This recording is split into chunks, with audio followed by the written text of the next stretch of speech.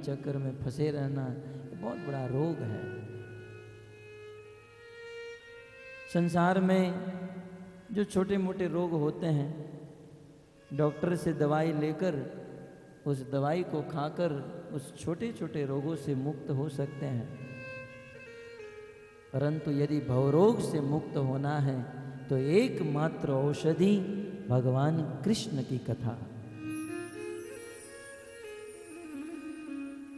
कृष्ण कथा सुनाइए। इस संसार में ऐसा कौन व्यक्ति होगा जो कृष्ण कथा सुनना नहीं चाहेगा? बोले एक व्यक्ति जो कसाई हृदय का है, पशुघ्नाद, जो पशुओं को काटने वाला कसाई है, वो कभी कृष्ण कथा नहीं सुनेगा, अन्यथा सब लोग सुनेंगे। श्रीपाद श्रीधर स्वामी अपश का अर्थ करते हैं आत्मा। बोले जो लोग कृष्ण कथा नहीं सुनते हैं बहुत बड़े आत्मघाती है। कसाई तो मात्र गाय और बकरे को काटता है, परंतु कृष्ण कथा नहीं सुनने वाले अपनी आत्मा का हनन कर रहे हैं, आत्मा को ही मार रहे हैं।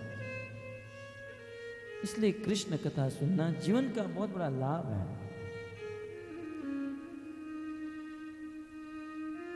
7 दिन की कथा में 4 दिन बीत चुके हैं, चौथे दिन की यह बात है। सुखदेव गोस्वामी परीक्षित महाराज से कहते हैं, परीक्षित ठीक है मैं तुम्हें कथा सुनाऊंगा, परंतु 3 दिन 3 रात से तुमने कुछ खाया नहीं, कुछ पिया नहीं, थोड़ी देर भी तुमने विश्राम भी नहीं किया है। क्योंकि तुम राजा रहे हो और राजा लोग बहुत प्रकार के भोग भोगने के अभ्यस्त होते हैं। थोड़ा भोजन कर लो, थोड़ा पानी पी लो, थोड़ा आराम कर लो, फिर मैं आपको कृष्ण कथा सुनाऊंगा। यदि परीक्षित की जगह हम होते तो खुश हो गए होते, वाह प्रभु जी आपने आराम करने का समय दे दिया। लेकिन परीक्षित महाराज हमारी तरह नहीं थे। बोले प्रभु मुझे नैशात दुही सा सुनमाम तक्तोदम अपि न बाधते, मुझे किसी भी प्रकार की भूख और प्यास बाधित नहीं कर रही है। आप कथा सुनाइए, मुझे कुछ खाना पीना नहीं है। तब सुखदेव गोस्वामी कहते हैं कि वहां तो जंगल में आधे दिन तक भूखे और प्यासे थे और समीक ऋषि का अपराध कर लिया, और यहाँ 3 दिन 3 रात से भूखे और प्यासे हो और कह रहे हो कि मुझे प्यास और भूख नहीं है। आपको ऐसा क्या मिल रहा है कि जिससे भूख और प्यास नहीं लग रही है? महाराज परीक्षित कहते हैं कि प्रभु पिबंतम त्वाम मुखाम भोजम च्युतम हरि कथा मृतम, आपके पवित्र श्री मुख से झरने की तरह झरझर झरझर झरझर झरता हुआ कथा अमृत का पान कर रहा हूं। बताइए संसार में जिसको अमृत मिल जाए वह कभी पानी मांग सकता है? कभी नहीं। आपके मुख से कथा अमृत पी रहा हूं, मुझे साधारण पानी की प्यास नहीं है। आप कथा सुनाइए, कृष्ण कथा सुनाइए। परीक्षित महाराज की जिज्ञासा से सुखदेव गोस्वामी प्रसन्न हुए और कृष्ण कथा सुनाना प्रारंभ किए। किस प्रकार से कृष्ण का जन्म हुआ, किस प्रकार से जन्म होते ही भगवान कृष्ण मथुरा से गोकुल चले गए, किस प्रकार से गोकुल में नंद उत्सव हुआ और नंद बाबा ने बहुत सुंदर ब्राह्मणों को दान दिया, स्वस्ति वाचन इत्यादि कराया। और नंद बाबा जानते थे कंस बहुत क्रूर है, वसुदेव के 6 पुत्र को कंस ने मार दिया और 8वें पुत्र को कंस ढूंढ रहा है। कंस के अनुचर गोकुल में आए, उनके पहले ही हम कंस के पास चले जाते हैं।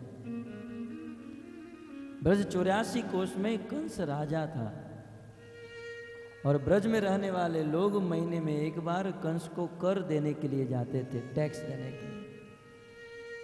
भले कंस के अनुचर आए, उनके पहले ही टैक्स दे देते हैं।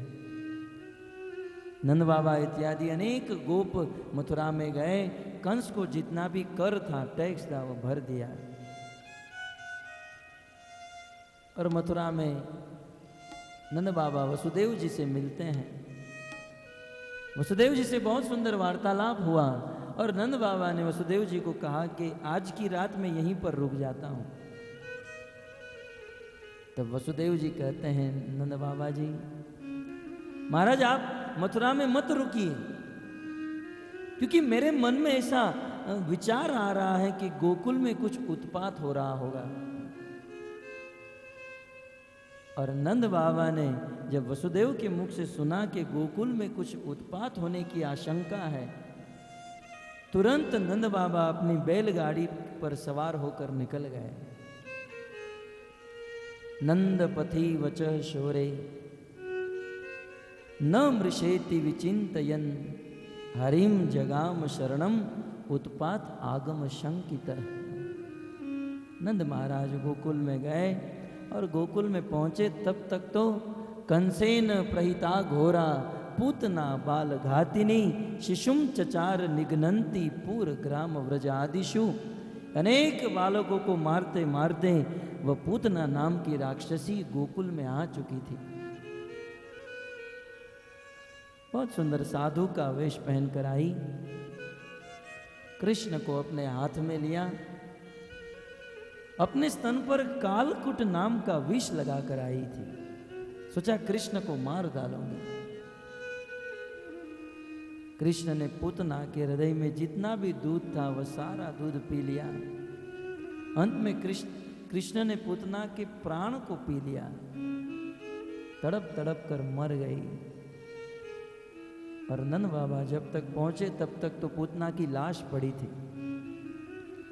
पूतना वध की कथा महाराज परीक्षित सुने, और इस पूतना वध की कथा भागवत के 10वें स्कंद के 6ठे अध्याय में है। और इस कथा का श्रुति फल, पूतना वध की कथा सुनने वाले को क्या प्राप्त होता है, इसका श्रुति फल देते हुए सुखदेव गोस्वामी कहते हैं, यह एतत् पूतना मोक्षम। पूतना वध की कथा जो सुनता है, य एतत् पूतना मोक्षम कृष्णस्यार्भकमद्भुतम्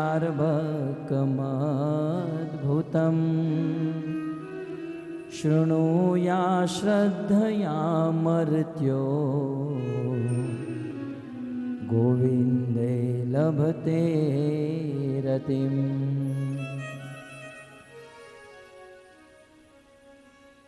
एतत् पूतना यह मोक्षम। जो व्यक्ति पूतना के इस मोक्ष की कथा को सुनता है, श्रृणुया, श्रद्धा से यदि कोई इस कथा को सुनता है तो मर्त्यो, मर्त्य का अर्थ होता है इस मृत्यु लोक में रहने वाले मनुष्य। हम सब लोग मृत्यु लोक में हैं। इस पृथ्वी को मृत्यु लोक कहा गया है। कारण क्या है? वैसे तो केवल पृथ्वी नहीं, ब्रह्म लोक तक जितने भी लोक हैं सभी लोक में जीव को मरना पड़ता है। ब्रह्मा को भी एक दिन मरना पड़ता है। गीता में कृष्ण कहते हैं, आ ब्रह्म भुवना लोकान पुनरावर्तिनो अर्जुन। हे अर्जुन, ब्रह्म लोक तक व्यक्ति कहीं भी चला जाए उसे मरना अवश्य है, लेकिन अन्य किसी लोक को मर्त्य लोक नहीं, मात्र पृथ्वी को ही मर्त्य लोक कहा जाता है। कारण क्या है?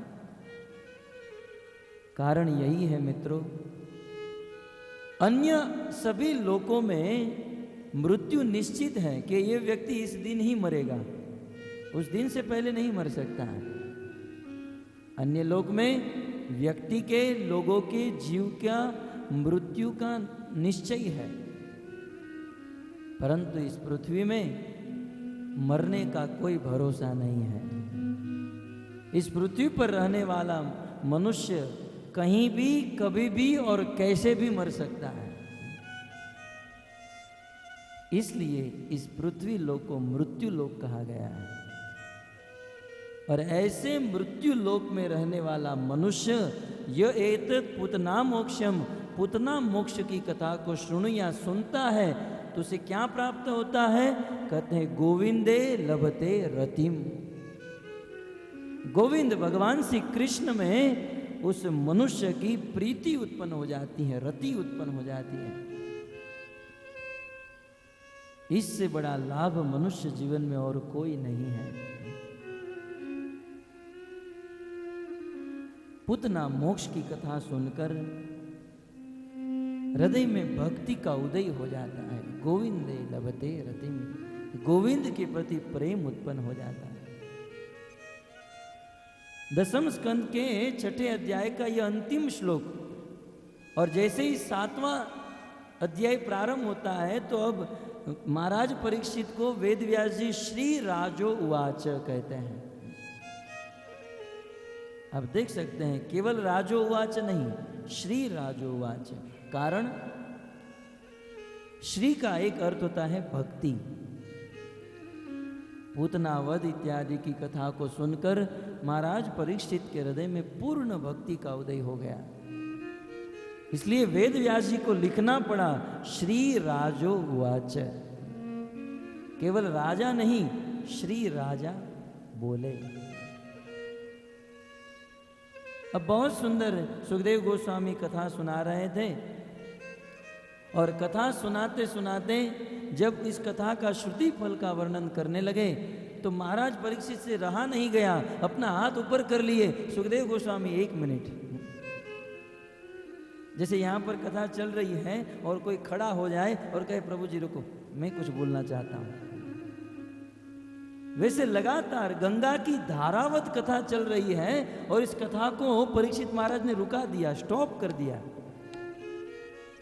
और गंगा की धारावत बहती हुई कथा को रुकाकर महाराज परीक्षित इस श्लोक का उच्चारण किए, श्री राजो उवाच। आइए पहले तो इस शब्द के ऊपर ध्यान देते हैं कि परीक्षित तो मात्र राजा थे, वेद व्यास जी ने श्री राजा उवाच क्यों कहा? भक्तों, श्री के अनेक अर्थ होते हैं। श्री का एक अर्थ होता है सौभाग्य, क्योंकि महाराज परीक्षित बहुत सौभाग्यशाली थे, इसलिए श्री कहा गया। श्री का एक अर्थ होता है सुंदरता, जो बहुत सुंदर होते हैं उसे श्री कहा जाता है। वास्तव में इस संसार में कुछ लोग सुंदर होने के लिए ब्यूटी पार्लर में जाते हैं, न जाने अनेक प्रकार के मेकअप इत्यादि कराते हैं। सुंदर होने के लिए भी भगवान की भक्ति करनी चाहिए। भक्ति करने से सुंदरता आ जाती है। आप देखिए इस्कॉन के भक्त में, इस्कॉन के भक्त का मुख देखोगे तो बिल्कुल चमकता होगा, सुंदर होंगे। क्यों? क्योंकि जो व्यक्ति कृष्ण की भक्ति करता है उसे किसी भी प्रकार की चिंता नहीं होती है, निश्चिंत होता है और पूर्ण रूप से प्रसन्न होता है, और प्रसन्नता ही सुंदरता बनकर प्रकट हो जाती है। महाराज परीक्षित भगवान के परम भक्त थे, सुंदर थे, इसलिए श्री राज श्री कहा गया। और श्री का एक अर्थ तो आप जानते ही हैं, लक्ष्मी, पैसा। महाराज परीक्षित को यहां श्री राजा, पैसे वाले राजा कहा गया है। तो बहुत बहुत विचार करने पर कल आपने सुना महाराज परीक्षित तो सभी पैसे को छोड़कर आए थे। इस स्थान पर लाखों लाख दास दासी अपनी संपत्ति सबको छोड़कर आए, और उनके पास केवल एक कोपिन, एक लंगोट थी। फिर भी सुखदेव गोस्वामी महाराज परीक्षित को पैसे वाले राजा कह रहे हैं, धनी राजा। हे धनी राजा, सुखदेव गोस्वामी जानते हैं इस संसार में वास्तविक संपत्ति क्या है। हम तो केवल पैसे को वास्तविक संपत्ति समझते हैं, केवल सोने और गहने को वास्तविक संपत्ति मानते हैं, परंतु सुखदेव गोस्वामी जानते हैं इस संसार में सच्चा धन क्या है। यद्यपि परीक्षित महाराज उस रुपये पैसे को छोड़कर निकल गए, लेकिन परीक्षित महाराज के पास बहुत बड़ा धन, और वो सबसे बड़ा धन भगवान की भक्ति। कृष्ण भक्ति रूपी धन से युक्त थे, हरिनाम रूपी धन से महाराज परीक्षित युक्त थे, इसलिए श्री राजोवाच कहा गया। इस संसार में वही व्यक्ति सबसे धनी है जिसके पास भगवान की भक्ति है, भगवान का नाम है। संसार में लोग बहुत मेहनत करते हैं, बहुत प्रयास करते हैं कि मैं इतना कमा लूं, करोड़पति बन जाऊं, अरबपति बन जाऊं। लेकिन आप इस संसार का कितना भी धन अर्जन कर लो, मरने के बाद 1 रुपया भी साथ में नहीं आता है। आज तो कुछ लोग 2 पॉकेट रखते हैं, 4 पॉकेट रखते हैं, कुछ लोग 6 पॉकेट जीन्स पहनते हैं। लेकिन याद रखिए, कफन में 1 भी पॉकेट नहीं होता है। मरने के बाद जो कपड़ा पहनाया जाता है उसमें 1 पॉकेट भी नहीं होता है कि 2-5 रुपया या 2-5 करोड़ रख दिया जाए। संसार का धन इधर ही रह जाता है। मरने के बाद जो धन हमारे साथ आता है वो है भगवान की भक्ति रूपी धन, भगवत नाम रूपी धन। इसलिए यदि कमाना है तो भगवान के नाम रूपी धन को कमाना चाहिए। इस दुनिया के इतिहास में एक बहुत बड़ा व्यक्ति हो गया जिसका नाम था सिकंदर। हमारे इतिहास में सिकंदर की एक दिन इच्छा हुई कि मैं पूरे दुनिया को जीत लूं। उनके पिता ने बहुत समझाया कि पुत्र इस दुनिया को जीतकर क्या करेगा। संसार में कुछ लोग सोचते हैं कि इतना कमा लूं, इतना कमा लूं। आप कितना भी कमाओगे, 2 रोटी खाते हो तो 2 ही खाओगे, 20 खाओगे? आप 2 रोटी खाओगे, हो सकता है कि शुद्ध घी लगाकर खाओगे। आप 1 जोड़ी कपड़े पहनते हो तो 1 ही पहनोगे। क्या पैसा बढ़ जाता तो 4-5 कपड़े पहनकर घूमते हैं? देखिए, पैसा यदि आ भी जाता है तो खाना भी उतना है, कपड़े भी उतना पहनना है, और जिसके पास पैसे आ गए हैं पॉकेट में लेकर तो घूमते नहीं हैं, वो तो कहीं बैंक बैलेंस में पड़े होते हैं। आंगड़िया में पड़ा हो, बैंक बैलेंस में पड़ा हो। बस केवल मन में सोचते हैं कि रिजर्व बैंक में, बैंक ऑफ बड़ौदा में, बैंक ऑफ इंडिया में हमारे 5 करोड़ पड़े हैं या 50 करोड़ पड़े हैं। बस केवल मन में धारणा है। वो पैसे बैंक में ही रह जाता है, ये दुनिया से उठ जाता है। वो बैंक में ही, वो कुछ काम में नहीं आता है। लेकिन बस मन में ये धारणा होती है कि 2-5 करोड़ पड़े हैं, ठीक है। खाना तो उतना ही है, पहनना भी उतना है, सब कुछ उतना है, केवल मन में धारणा होती है। तो यदि मन से ही आपको धारणा करनी है तो सोचो, ये जितनी भी बैंक है हमारी है, सारा धन हमारा है और निश्चिंत होकर जीवन बिताओ। लेकिन संसार में किसी को संतोष नहीं है। इंद्रिया वश में नहीं होने के कारण सबको संतोष, और संतोष के कारण ही व्यक्ति दुखी होता है। पूरी दुनिया को जीतने की इच्छा हुई, अपनी सेना को लेकर निकल पड़ा। कहा जाता है लगभग 80% दुनिया को जीत लिया, और पता चला सिकंदर को एक रोग हुआ है। आज उस रोग को कैंसर का रोग कहा जाता है। सिकंदर को कैंसर नामक रोग हुआ, वापस अपने घर पर पहुंचा और मरने की अंतिम घड़ी गिन रहा है, और मरते मरते अपने अनुचर को कहकर गया कि आप जब मुझे भूमि में गाड़ोगे, जब मुझे भूमि में दफनाओगे, तो मेरी एक अंतिम इच्छा है कि भूमि में दफनाते समय मेरे दोनों हाथ बाहर रखना, दोनों हाथों पर रखना। बोले प्रभु, हमारे इतिहास में, हमारी परंपरा में आज तक किसी ने ऐसी मृत्यु नहीं मांगी, किसी ने अपने हाथ बाहर रखने के लिए नहीं कहे, आप क्यों ऐसा कह रहे हैं? तब मरते मरते सिकंदर इतना ही कहकर गया कि मैं तो जीते जी समझ नहीं पाया, मैं इस बात को जीते जी नहीं समझ पाया, परंतु आने वाली जनता मेरे उदाहरण से समझ सके कि सिकंदर जब इस दुनिया में आया तब दोनों हाथ खाली थे, और सिकंदर जब इस दुनिया से जा रहा है तब भी दोनों हाथ खाली हैं। कुछ साथ में नहीं लेकर जाना। एक कवि ने बहुत सुंदर लिखा, इकट्ठे कर जहां के घर सभी मुल्कों के मालिक थे। लगभग पूरी दुनिया का राजा हो गया था, पूरी दुनिया का राजा बन गया था। इकट्ठे कर जहां के घर सभी मुल्कों के मालिक थे। सिकंदर जब गया दुनिया से तब दोनों हाथ खाली थे। कुछ साथ में लेकर नहीं जाता है। इसलिए जीवन में यदि कुछ कमाना है, मेहनत करनी है, तो भगवत नाम लेने में मेहनत करो। कमाना चाहते हो, भगवान का नाम कमाओ, क्योंकि मरने के बाद भगवान का नाम साथ में चलता है। आज किसी के बैंक में 5 करोड़ रुपए हैं, वे मर गया तो मरने के बाद दूसरा जन्म मिलेगा, वहां कैरी फॉरवर्ड नहीं होता है कि मैंने पिछले जन्म में बहुत कमाया था तो मुझे दे दो, नहीं। परंतु भगवान की भक्ति नामक धन ऐसा है कि आज आपने भगवान श्री कृष्ण की 50% भक्ति की, और कृष्ण की भक्ति करने वाला व्यक्ति मरने के बाद तुरंत मनुष्य बनता है। क्योंकि जब तक भगवान श्री कृष्ण की 100% भक्ति को पूर्ण न किया जाए तब तक भगवत धाम प्राप्त नहीं होता है। मान लो किसी की मृत्यु 50% भक्ति करके हो गई, तब तुरंत उसका दूसरा जन्म भगवत गीता में कृष्ण कहते हैं सुचिनाम श्रीमताम गेहे।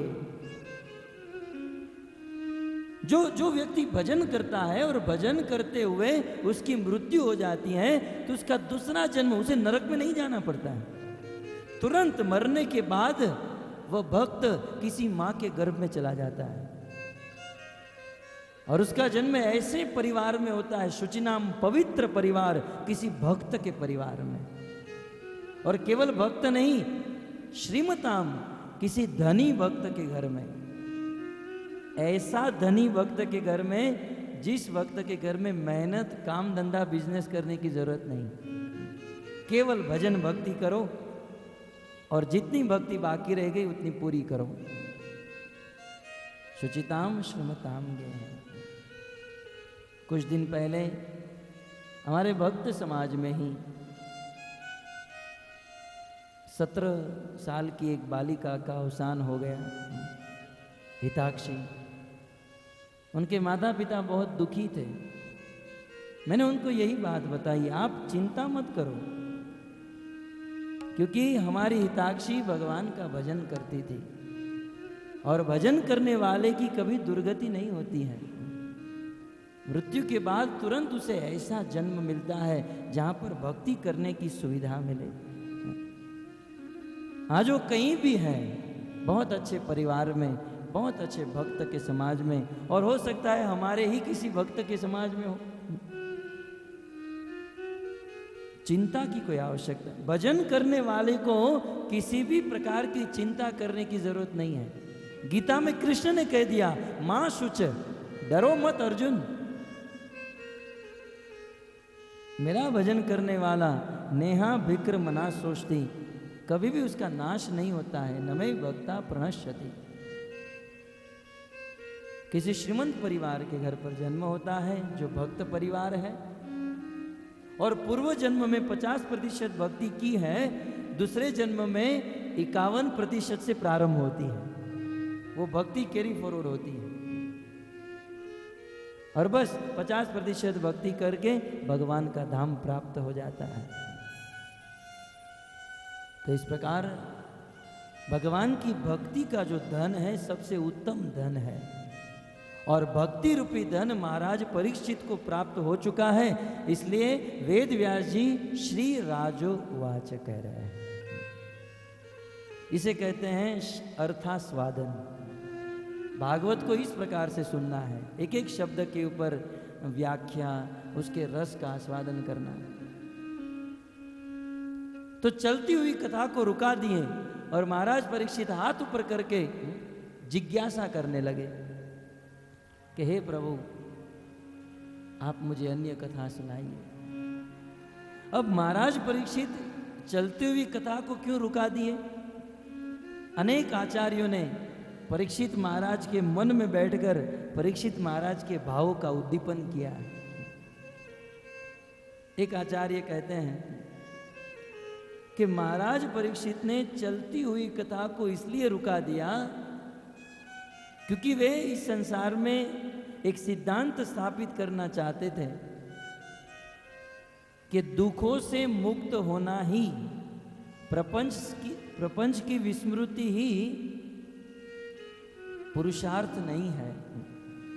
केवल ब्रह्म में लीन हो जाना, दुखों से मुक्ति होना, मुक्त हो जाना, यही जीवन का सर्वोच्च लाभ नहीं है। क्योंकि महाराज परीक्षित अब तक की कथा को सुनकर सभी दुखों से मुक्त हो चुके थे, पूर्ण रूप से मुक्त हो चुके थे। परंतु भक्तों, मुक्ति और भक्ति में इतना अंतर है। मुक्ति का अर्थ होता है दुखों से मुक्ति। आज वर्तमान में हम सब लोग दुखी हैं और कभी कभी ऐसा होता है, ऐसी स्थिति आती है कि ये दुख मिलना बंद हो जाते हैं। तो दुख मिलना जब बंद हो जाते हैं उस अवस्था को मुक्ति कहते हैं। मुक्ति मीन्स दुखों से मुक्ति। परंतु मुक्ति से भी बहुत ऊंचा स्टेज है भगवान की भक्ति, भगवान से प्रेम। क्योंकि मुक्ति करने से मात्र दुखों से मुक्ति होती है, लेकिन भक्ति करने से व्यक्ति दुखों से मुक्त हो जाता है और साथ ही साथ भगवान के साथ संबंध जोड़ने का उसे आनंद और सुख मिलने लगता है। मुक्त होना चाहते हैं ऐसे जीवात्मा केवल दुखों से मुक्त होते हैं, परंतु भजन करने वाले भगवान के साथ आदान प्रदान करते हुए सुख का उपभोग करते हैं। तो इसलिए परीक्षित महाराज ये बताना चाहते थे कि मैं यद्यपि दुखों से मुक्त हूं, लेकिन मुझे और भक्ति करनी है और आस्वादन करना है। इसलिए महाराज परीक्षित कथा को रुका दिए और जिज्ञासा कर रहे हैं। लेकिन श्रीपाद श्रीधर स्वामी कहते हैं कि नहीं नहीं, इसका और एक अन्य कारण है। कारण यह है, कृष्णार्भक सीधा सिंधु, भगवान श्री कृष्ण की बाल लीला को सुनकर श्रीधर स्वामी क्या कहते हैं? भगवान श्री कृष्ण की बाल लीला कैसी है? कहते हैं सुधा सिंधु। कृष्ण की बाल लीला, सुधा का अर्थ होता है अमृत और सिंधु का अर्थ होता है सागर। कृष्ण की बाल लीला अमृत के सागर के समान है। और महाराज परीक्षित संप्ल वांगद निर्भर, उस बाल लीला रूपी अमृत रूपी सागर में महाराज परीक्षित स्नान कर रहे थे। और उस कथा रूपी अमृत में स्नान करते करते परीक्षित को बहुत आनंद आ रहा था। और पूतना की कथा को सुनकर इतने आनंद विभोर हो गए। कुछ लोग होते हैं ना, श्रोता होते हैं, और जब कथा में बहुत आनंद आने लगता है तो वाह वाह प्रभु जी वाह बीच में ही बोल देते हैं। तो परीक्षित महाराज को इतना आनंद उमड़ गया कि बीच कथा में ही वाह वाह वाह करने लगे, साधु साधु। ये श्रीधर स्वामी का मत है। बलदेव विद्याभूषण हमारे वैष्णव परंपरा में बहुत बड़े आचार्य हो गए। वो भी एक कारण बताते हैं कि परीक्षित महाराज ने चलती हुई कथा को क्यों रुका दिया। बलदेव विद्याभूषण बहुत सुंदर कारण बताते हैं कि सुखदेव गोस्वामी ने 6ठे अध्याय के अंत में कथा का श्रुति फल बताया। और शास्त्र की एक परिपाटी है कि जब किसी कथा को सुना देते हैं तो कथा सुनाने के बाद अंत में, लास्ट में उस कथा सुनने का फल बताते हैं। जैसे ध्रुव महाराज की कथा चतुर्थ खंड में सुनाने के बाद मैत्र ऋषि कहते हैं, जो व्यक्ति इस ध्रुव महाराज की कथा को सुनता है उसके जीवन में ध्रुवता आती है। इति श्रीमद्भागवते महापुराणे चतुर्थ स्कंध समाप्त। अर्थात कथा के अंत में श्रुति फल का वर्णन किया जाता है। तो छठे अध्याय के अंत में सुखदेव गोस्वामी श्रुति फल बताते हैं, यह एतत् पुतना मोक्षम गोविंदे लभते रति।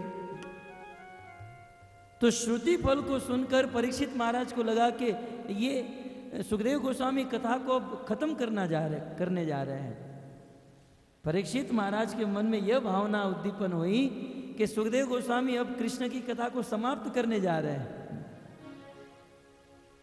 इसलिए परीक्षित महाराज अपना हाथ ऊपर किए, महाराज आप खत्म मत कीजिए, इति मत कीजिए, आप अथ कीजिए, प्रारंभ कीजिए। इसलिए परीक्षित महाराज जिज्ञासा कर रहे हैं। और एक आचार्य बहुत सुंदर बात बताते हैं कि महाराज परीक्षित के हृदय में भगवान श्री कृष्ण की बाल लीला के प्रति अद्भुत प्रेम उमड़ रहा था। और एक व्यक्ति यदि दूसरे व्यक्ति से प्रेम करता है तो प्रेम करने वाले व्यक्ति के बारे में सुनना चाहता है। मान लो किसी लड़की के साथ मंगनी हो गई और कोई व्यक्ति आए और कहे कि तुम्हारी होने वाली पत्नी के बाल बहुत सुंदर हैं, उनका रूप बहुत सुंदर है, तब तो वो आनंद मग्न हो जाएगा, वाह और सुनाओ और सुनाओ। क्यों? क्योंकि उससे बहुत प्रेम करता है। शत्रु के बारे में यदि कोई कुछ सुनाने लगता है तो घृणा होती है, लेकिन अपने प्रियजन के विषय में यदि कोई कुछ सुनाता है तो आनंद आता है। तो महाराज परीक्षित कृष्ण से बहुत प्रेम करते थे और कृष्ण के प्रति प्रेम होने के कारण महाराज परीक्षित उस चलती हुई कथा को रुकाते हैं और हाथ ऊपर करके कहते हैं कि हे महाराज मेरी एक बात सुनिए। शिराजो वाच येनावतारेण भगवान हरीश्वर करोति कर्णरम्याणि मनोज्ञानी च न प्रभो। महाराज परीक्षित जिज्ञासा करते हैं सुखदेव गोस्वामी को, हे प्रभु, हे सुखदेव गोस्वामी, येन अवतारेण, येन का अर्थ है जो अवतार में भगवान ने लीला की है वह लीला बहुत सुंदर है। येन अवतारेण, भगवान के अवतार की कथा बहुत अच्छी है। अवतार किसे कहते हैं? अवतार शब्द आया है, अवतार किसे कहते हैं? कुछ दिन पहले मैं अहमदाबाद से दिल्ली कलकत्ता जा रहा था और एयरपोर्ट में बैठा था और एक बहुत सुंदर अनाउंसमेंट हुआ जो मुझे आज तत्कालिक स्मरण हो रहा है। एक अनाउंसमेंट हुआ कि दिल्ली से आने वाली फ्लाइट अवतरित हो रही है, इसलिए सब लोग तैयार हो जाइए। वाह, क्या शब्द दिया है, प्रवचन में बोलने जैसा है। सीधा अवतार का सीधा आप हमारी भाषा में अर्थ समझ सकते हो। अवतार का अर्थ है लैंडिंग। आकाश में जो फ्लाइट उड़ती है और जो लैंडिंग होती है उसे संस्कृत में अवतार कहते हैं। सीधा आप समझ सकते हो। आकाश में एक वस्तु है, वो ऊपर से नीचे आ रही है, उसे कहते हैं अवतार। ऊपर से नीचे आना, लैंडिंग होना, इसे अवतार कहते हैं। भगवान अपने धाम में रहते हैं और देखते हैं इस पृथ्वी का रक्षण करने के लिए, पालन करने के लिए कभी कभी भगवान अपने धाम से नीचे आते हैं। लेकिन ये जो अवतार है, इस अवतार के तत्व को समझना बहुत जरूरी है। भगवान के जितने भी अवतार हैं, ये समस्त अवतार भगवान क्षीरोदकशाही विष्णु से प्रकट होते हैं। क्रम के अनुसार यदि देखा जाए तो कृष्ण से बलदेव जी प्रकट होते हैं, बलदेव जी से वासुदेव, संकर्षण, अनिरुद्ध और प्रद्युम्न, और महासंकर्षण में से महाविष्णु प्रकट होते हैं। महाविष्णु से गर्भोदकशाही विष्णु प्रकट होते हैं और गर्भोदकशाही विष्णु से क्षीरोदकशाही विष्णु प्रकट होते हैं। और शिरोदकशाही विष्णु से अनेक प्रकार के अवतारों का प्राकट्य होता है। ये नरसिंह, वामन, वराह, परशुराम, ये जितने भी अवतार हैं, ये सभी अवतार शिरोदकशाही विष्णु से प्रकट होते हैं। इसलिए अवतार और अवतारी भगवान श्री कृष्ण में भेद है। भेद है भी और नहीं भी, अचिंत्य भेदाभेद तत्व। वैसे देखा जाए तो अवतार और अवतारी में भेद है, और ऐसे देखा जाए तो अवतार और अवतारी में भेद नहीं है। ब्रह्मा जी बहुत सुंदर दृष्टांत देते हैं। रामादि मूर्तिषु कला नियमेन तिष्ठन नानावतार मकरोद भुवनेषु किंतु कृष्ण स्वयं समभवत परमः पुमान्यो गोविंदमादि पुरुषम तमहम भजामि। जैसे दीपा चिरेव, जैसे 24 मोमबत्ती एक टेबल के ऊपर रखी हो और केवल एक मोमबत्ती जल रही हो, और फिर उस एक मोमबत्ती को बीच में रख दो, 24 मोमबत्ती में कोई अंतर है? सब जल रही है, कोई अंतर नहीं। लेकिन तत्व से यदि देखा जाए तो ये 24 मोमबत्ती वो बीच वाली मोमबत्ती के कारण जल रही है। वैसे अवतार और अवतारी भगवान कृष्ण में कोई अंतर नहीं है, क्योंकि अल्टीमेट ये जितने भी नरसिंह, वामन, वराह, राम, ये भगवान श्री कृष्ण के अंश हैं। क्योंकि ये समस्त अवतार कृष्ण के अंश हैं, इसलिए कृष्ण और उस अवतार में कोई अंतर नहीं। और भगवान अपने अवतारों को भेजते हैं। इस संसार में भी कभी कभी कोई बड़ा व्यक्ति होता है और उसकी बहुत सारी फैक्ट्री चलती है, और कभी कभी उस फैक्ट्रियों में कुछ गड़बड़ी हो जाती है, तो वो सेठ, वो मालिक अपने आदमी को भेज देता है। वैसे भगवान भी अपने धाम में बैठे बैठे इस पृथ्वी पर कुछ गड़बड़ी हो जाती है, तब भगवान अपने अवतार को भेज देते हैं। और कभी कभी जब बहुत अनर्थ हो जाता है तो भगवान अवतार को नहीं भेजते हैं, भगवान स्वयं आ जाते हैं। अभी कलयुग चल रहा है। इस कलयुग के पहले जो युग बीता वो है द्वापर युग। पिछले द्वापर युग में भगवान स्वयं इस पृथ्वी पर आए। ब्रह्मा जी के एक जीवन में एक बार भगवान स्वयं आते हैं, बाकी भगवान के अवतार आते रहते हैं। और कितना बड़ा सौभाग्य है, ब्रह्मा जी की उम्र 100 साल की है। ब्रह्मा जी का एक दिन जानते हैं कितना लंबा है? इस पृथ्वी पर 8 अरब 64 करोड़ वर्ष जब बीतते हैं तब ब्रह्मा जी का एक दिन समाप्त होता है। ऐसे ब्रह्मा जी 100 साल तक जीते हैं। ब्रह्मा जी का 50 वर्ष जब पूरा होता है, 51वें वर्ष में भगवान कृष्ण अपने धाम से स्वयं इस पृथ्वी पर आते हैं।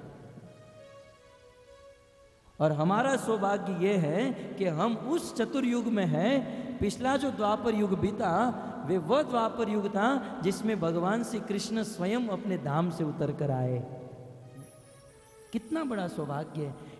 आने वाले भविष्य में जब किताबें, शास्त्र लिखे जाएंगे तब हम सब का नाम आएगा कि फलाने भाई के दिनों में साक्षात कृष्ण आए थे। बहुत बड़े सौभाग्यशाली। तो भगवान के अनेक अवतार ही असंख्या। भगवान श्री कृष्ण के अनेक अवतार हैं जिसको गिनना मुश्किल है। हरि अनंत हरि कथा अनंता, हरि अनंत हरि कथा अनंता, हरि अनंत हरि कथा अनंता, हरि अनंत हरि कथा अनंता, हरि अनंत हरि कथायनंता, हरि अनंत हरि कथानंता, हरि अनंत हरि कथायनंता, हरि अनंत हरि कथानंता। भगवान श्री कृष्ण का एक नाम है अनंत। अनंत का अर्थ ही होता है जिसका कभी अंत न हो, न अंत इति अनंत। भगवान अनंत हैं, भगवान के अवतार भी अनंत हैं, भगवान की कथा भी अनंत है, भगवान का सब कुछ अनंत है। एक कवि ने बहुत सुंदर कहा, अनंत शेष जिसके अनंत अनंत मुख है, अनंत शेष अनंत कालों से अपने अनंत मुखों से भगवान के अवतार की कथा बोल रहे हैं। अनंत काल बीत गया लेकिन आज तक उसे शेष नहीं कर पाए, कोई गिन नहीं सकता है। भगवान के अवतार को गिनना मुश्किल है, परंतु वेद व्यास जी ने उस भगवान के अनंत अवतारों में से 24 अवतार मुख्य गिनाए हैं। भगवान कृष्ण के 24 मुख्य अवतार हैं और 24 में भी 10 अवतार मुख्य, और उस 10 मुख्य अवतार में भगवान के अद्भुत लीला का पराक्रम। तो महाराज परीक्षित कहते हैं, येन येन अवतारेण, भगवान ने जो जो अवतार धारण किया।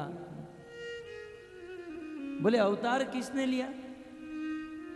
महाराज परीक्षित कहते हैं भगवान ने। इस संसार में इतना पाखंड, इतना कलयुग का प्रभाव आ चुका है, संसार के साधारण लोग, साधारण जीव आदमी कहता है कि मैं कृष्ण का अवतार हूं, हम ब्रह्मास्मि, शिवो अहम, मैं शिव हूं, मैं कृष्ण हूं, मैं कृष्ण का अवतार। संसार में कई लोग, साधारण जीव अपने आप को भगवान मानते हैं। वास्तव में जीव जीव है और भगवान भगवान है। आत्मा और परमात्मा का कभी बराबरी नहीं हो सकती है। आत्मा अणु है, परमात्मा विभु है। आत्मा परतंत्र है, परमात्मा स्वतंत्र है। आत्मा जो है कभी भी परमात्मा नहीं बन सकती है। कुछ लोग ऐसा सोचते हैं कि आत्मा परमात्मा का ध्यान करेगी तो एक दिन आत्मा भी परमात्मा बन जाएगी। लेकिन शिल प्रभुपाद जी कहते हैं परमात्मा बनने का प्रयास मत करो।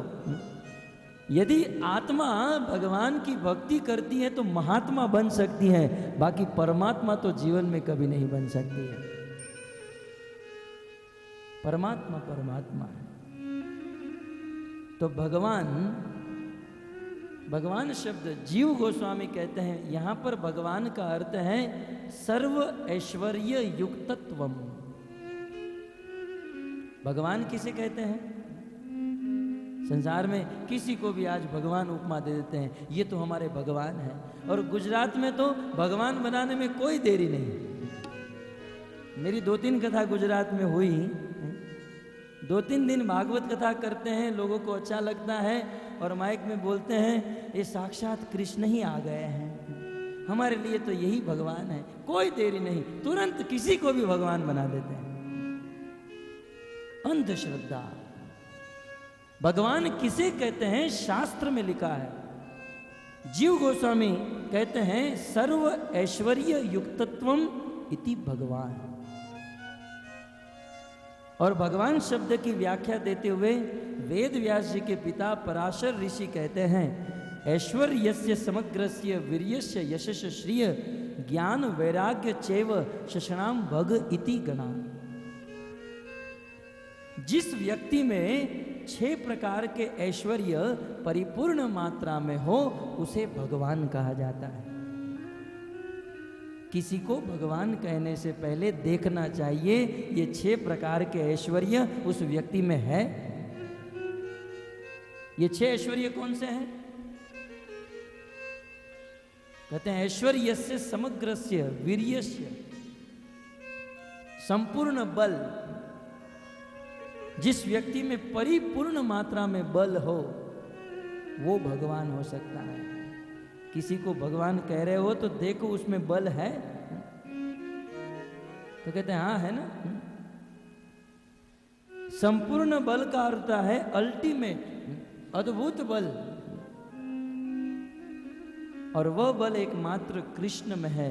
भगवान से कृष्ण 5 वर्ष के थे और 5 वर्ष की उम्र में 7 दिन 7 रात तक अपनी एक उंगली पर गोवर्धन को धारण किया। बताइए इतना बल इस जगत में किसी में है?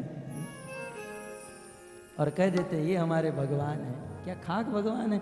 भगवान मानने से पहले उस भगवान को कहना चाहिए कि आप गोवर्धन को नहीं 50 क्विंटल की गेहूं की बोरी को अपनी उंगली पे उठा लो तो हम मान लेंगे कि आप भगवान हैं।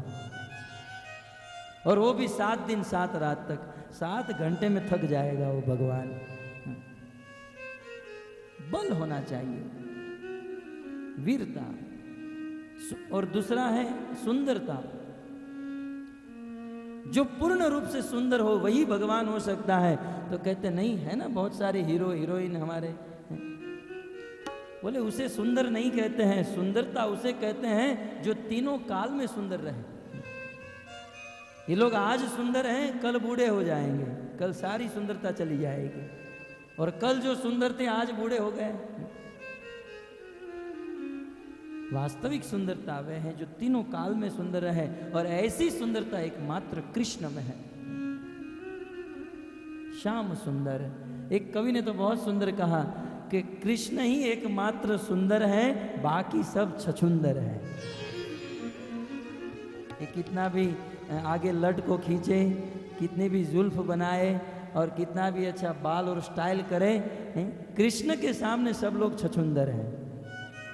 इसलिए कृष्ण का एक नाम भागवत में आया, सूर सुंदर। हमारे गुरु महाराज ने एक भक्त का नाम दीक्षा में दिया, सूर सुंदर दास। लेकिन भक्त लोग उसे चिढ़ाने लगे, छछुंदर दास।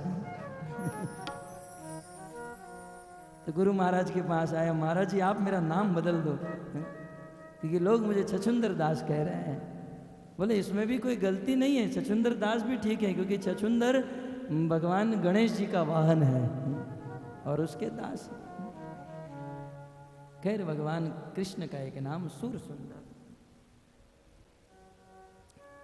तो दूसरा ऐश्वर्य है बल। तीसरा है धन। जिसके पास विपुल मात्रा में धन हो उसे भगवान कह सकते हैं। एकमात्र कृष्ण के पास सोने की द्वारका नगरी, सहस्त्र सहस्त्र लक्ष्मी उनके चरणों में सेवा कर रही है। जिसके हृदय में संपूर्ण ज्ञान हो वही भगवान हो सकता है। यह चौथा ऐश्वर्य। कृष्ण से ज्यादा ज्ञान इस संसार में और किसी के पास नहीं है। इस संसार में जिस किसी को ज्ञान प्राप्त हो रहा है कृष्ण की कृपा से। गीता में कहते हैं भूमि राप नलो वायु खम मनो बुद्धि एवच ददामि बुद्धि योगम। ये अर्जुन बुद्धि देने वाला मैं हूं। बुद्धि का स्रोत है भगवान कृष्ण। पांचवा ऐश्वर्य है यश। जिसका नाम त्रिभुवन में फैला हो, जिसका यश ब्रह्मांड में सब लोग गाते हो, उसे भगवान कहते हैं। ये तो दुनिया की किसी एक कोने में पड़ा है, उस गांव के अलावा और कोई जानता भी नहीं है, और कहते ये हमारे भगवान है। अरे भगवान का यश तो 3 लोकों में, समस्त शास्त्रों में होना चाहिए। और किसी को भगवान मानने से पहले शास्त्र खोलकर देखना चाहिए कि भागवत में कहीं इनका नाम लिखा है। ये बाबा का, ये बापू का नाम है भागवत में। क्योंकि भगवान के समस्त अवतारों का नाम, भगवान की लीला कथा ये भागवत और शास्त्रों में बताई गई है। और छठा है वैराग्य। जिसके अंदर पूर्ण वैराग्य हो। भगवान श्री कृष्ण में संपूर्ण वैराग्य। कैकेयी के कहने पर भगवान राम ने अपनी सारी संपत्ति और ऐश्वर्य को छोड़ दिया और 14 वर्ष के लिए वन में चले गए। इसे कहते हैं वैराग्य। तो ये 6 प्रकार के ऐश्वर्य भगवान श्री कृष्ण में पूर्ण मात्रा में है। इसीलिए कृष्ण को भगवान कहा जाता है। तो यहां पर महाराज परीक्षित कह रहे हैं येन येन अवतारेण भगवान। भगवान का अर्थ है कृष्ण। और उस भगवान को दूसरा संबोधन दे रहे हैं हरि, और तीसरा संबोधन दे रहे हैं ईश्वर। एक ही भगवान को 3-3 संबोधन एक श्लोक में, भगवान, हरि और ईश्वर। कृष्ण को भगवान इसलिए कहा गया क्योंकि उसमें 6 प्रकार के ऐश्वर्य पूर्ण रूप से हैं। अब कृष्ण को हरि क्यों कहते हैं? वैसे तो हरि शब्द के अनेक अर्थ हैं, परंतु इस श्लोक में हरि कहने का अर्थ यह है, कृतो प्रयोजनम हरि इति। मानो सुखदेव गोस्वामी या कोई प्रश्न करे महाराज परीक्षित को कि कृष्ण अवतार क्यों लेते हैं, भगवान के अवतार लेने का कारण क्या है? तब इस श्लोक में महाराज परीक्षित कहते हैं हरि।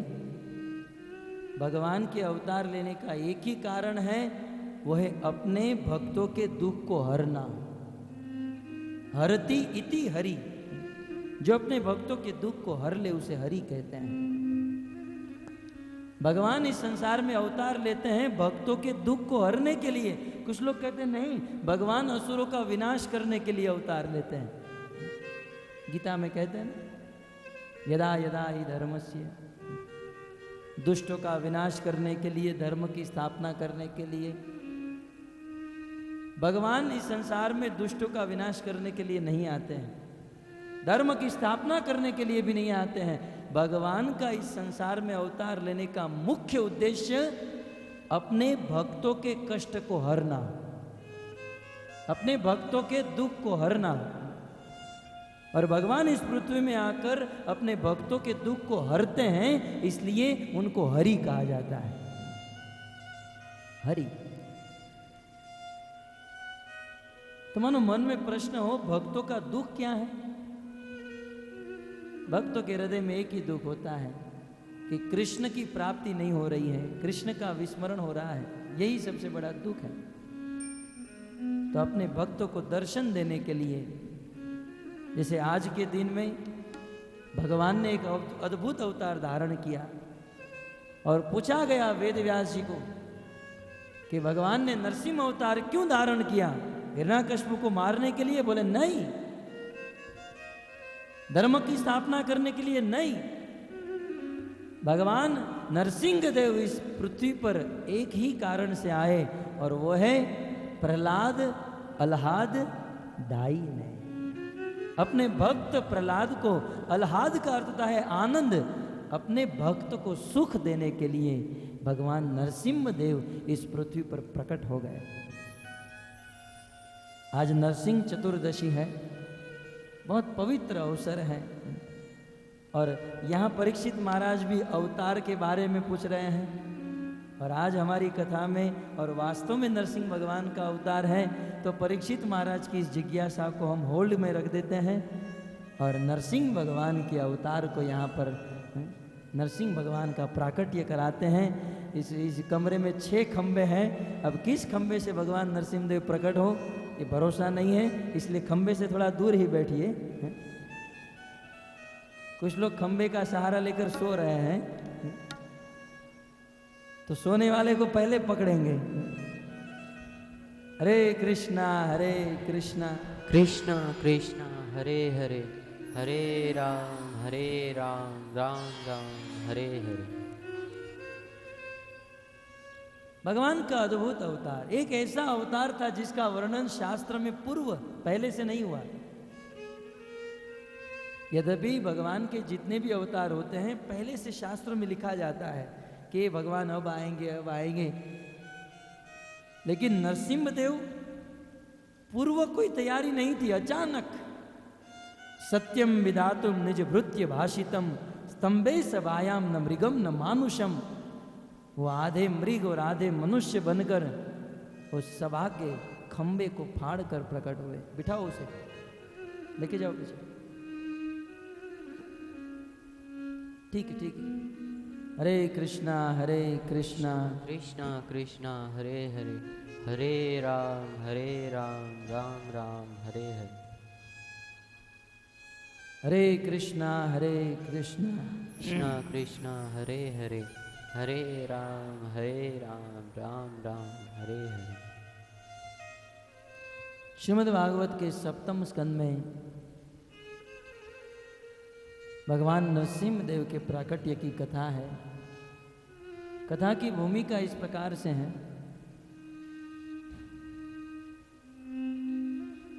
हिरणाक्ष और हिरणाकश्यपु नाम के दो भाई थे, दीति के पुत्र थे, और अकाल में मैथुन करने के कारण उनके गर्भ से दो असुर प्रकट हुए। शास्त्र में कहा गया है संध्या के समय 4 कार्य नहीं करने चाहिए। संध्या काले संप्राप्ते चतुर्कर्माणि वर्जयेत। 4 कर्म संध्या के समय नहीं करने चाहिए। कौन से? आहारे, भोजन, निद्रा, मैथुन और स्वाध्याय। बोले यदि करेंगे तो क्या होगा? कहते हैं आहारे जायते व्याधि। यदि संध्या के समय आप भोजन करते हो तो उस भोजन से रोग उत्पन्न होगा, रोगी हो जाओगे। आहारे जायते व्याधि गर्भ दुष्टश्च मैथुने। और संध्या के समय मैथुन करने से जो गर्भ होगा वह दुष्ट होगा, आसुरी वृत्ति का पुत्र जन्म लेगा। और संध्या के समय जो सोता है, निद्रायाम हरते लक्ष्मी। संध्या के समय सोने से जीवन में जो लक्ष्मी पैसा है वो चला जाता है। वैसे ही बहुत कम लक्ष्मी है हमारे पास, और संध्या के समय सोने से वह भी चली जाती है। निद्राया हरते लक्ष्मी स्वाध्याय मरणम ध्रुवम। और संध्या के समय स्वाध्याय अर्थात तो भौतिक पढ़ाई करने से, ये बच्चे लोग संध्या के समय में कितना भी पढ़ेंगे याद नहीं रहेगा। कुछ माताएं कहती हैं कि हमारा बच्चा बहुत पढ़ता है लेकिन याद नहीं रहता है। बच्चे को संध्या के समय पढ़ने के लिए मत कहिए। संध्या के समय खेलने का समय होता है, या संध्या के समय भजन साधन कराइए। पढ़ने का समय ब्रह्म मुहूर्त है, सुबह उठकर पढ़ना चाहिए। 4 प्रकार के कार्य। और संध्या के समय मैथुन करने के कारण दीति के गर्भ से 2 असुर का जन्म हुआ। हिरणाकश का वध, हिरणाक्ष का वध भगवान विष्णु ने वामन वराह रूप धारण करके किया, और अपने भाई का वध भगवान विष्णु ने किया है। ये बात जानकर हिरणाकश्यपु विष्णु के साथ शत्रुता उत्पन्न कर लिया, और विष्णु को मारने के लिए अपने मन में ठान लिया कि मैं विष्णु को मार डालूंगा।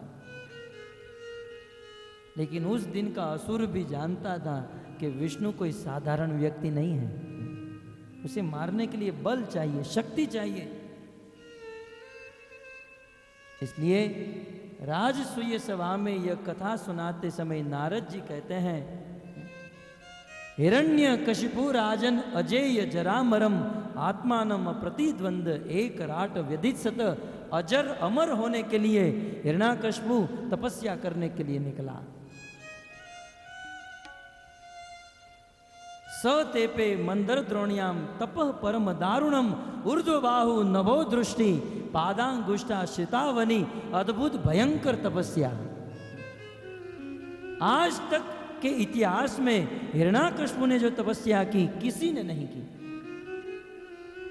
कहते हैं ऊर्ध्वबाहु अपनी दोनों भुजा ऊपर करके, नभो दृष्टि अपनी दोनों आंखें आकाश की ओर रखते हुए, केवल अंगूठे के ऊपर खड़े रहकर, अंगुष्ठ के ऊपर,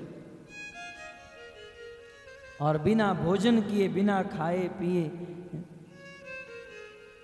1-2 दिन के लिए नहीं, 36,500 वर्ष तक हिरण्याकशिपु एक जगह पर खड़ा रहा।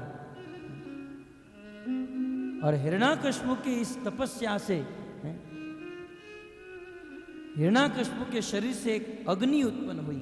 तस्य मूर्ध समुद्भूत स धूमो अग्नि तपोमय तिर्यक ऊर्ध्वम अधो लोकान तप इद्विष गिरित। एक प्रचंड अग्नि प्रकट हुई जो 10 दिशा में फैलने लगी। धीरे धीरे वो अग्नि आकाश की ओर जन लोक, मर लोक, तप लोक को जलाते हुए स्वर्ग लोक में पहुंच गई। स्वर्ग का सिंहासन जलने लगा। समस्त देवता ब्रह्मा जी के पास गए, प्रार्थना करने लगे, प्रभु आप कुछ कीजिए। ब्रह्मा जी ने ध्यान नहीं दिया। ये आचार्य लोग अपनी टीकाओं में बहुत सुंदर सुंदर बातें लिखते हैं, संक्षिप्त में सुन लीजिए। पहले तो ब्रह्मा जी ने देवताओं की बात का ध्यान नहीं दिया, कहा कि ठीक है तपस्या कर रहा है। बोले हिरण्याकश्यप की तपस्या का प्रयोजन क्या है? तब देवता लोग कहने लगे कि वह अग्नि स्वर्ग लोक तक पहुंच गई है, अब धीरे धीरे ब्रह्म लोक में पहुंचेगी और वो ब्रह्म लोक को जलाना चाहता है और आपका सिंहासन लेना चाहता है। अच्छा, तब तो ब्रह्मा जी तुरंत हंस के ऊपर बैठ गए। ब्रह्मा जी का वाहन है हंस, और हंस के ऊपर सवार होकर ब्रह्मा जी आए हिरण्याकश्यप के पास। नारद जी कहते हैं ब्रह्मा जी ने तो पहले हिरण्याकश्यप को बहुत ढूंढा, क्योंकि 36,500 वर्ष तक एक जगह पर खड़े रहना, कीड़े मकोड़े के द्वारा उसका शरीर खा लिया गया था, केवल हड्डी बची थी, शरीर के ऊपर बहुत बड़ा पर्वत जम गया था। ढूंढा, मिला नहीं। ब्रह्मा जी ने अपने कमंडल से गंगा जल को लिया, मंत्र अभिनीत करके जब जल छिड़का, तब उस पहाड़ों के बीच में से वज्र के समान कठोर शरीर धारण करके हिरण्याकश्यप प्रकट हुआ। ब्रह्मा जी ने कहा हिरण्याकश्यप अब तपस्या बंद करो, तुम्हारी तपस्या से मैं प्रसन्न हूं, तुम्हें जो चाहिए वो मांग लो। अच्छा, जो चाहिए वो मांग लो? बोले हाँ। तो ब्रह्मा जी एक काम कीजिए, आप मुझे अमर बना दीजिए, मैं कभी ना मरूं। ब्रह्मा ने कहा मुझे भी एक दिन मरना पड़ता है, मेरा भी मृत्यु निश्चित है, मैं खुद अमर नहीं हूं, तुझे कैसे अमर बना सकता हूं? बोले और कुछ मांगो। हिरण्याकश्यप बहुत बुद्धिमान था। ब्रह्मा जी ने ऐसे कान नहीं पकड़े तो ऐसे पकड़ा है, ऐसे। जब ब्रह्मा जी ने डायरेक्ट अमर होने का वरदान नहीं दिया तो हिरण्याकश्यप ने कहा ठीक है, तो ब्रह्मा जी एक काम कीजिए, मुझे ऐसा वरदान दीजिए, मैं दिन में न मरूं, रात में न मरूं, सुबह न मरूं, शाम को न मरूं, मनुष्य से न मरूं, पशु से न मरूं, अस्त्र से न मरूं, शस्त्र से न मरूं, अंदर न मरूं, बाहर न मरूं, नीचे न मरूं, ऊपर न मरूं, मुझे ऐसा वरदान दीजिए। ब्रह्मा जी ने कहा तथास्तु, तथा अस्तु, तुमने जैसा बोला है वैसा ही होगा। ब्रह्मा जी ने सर्टिफिकेट पर साइन करके दे दिया।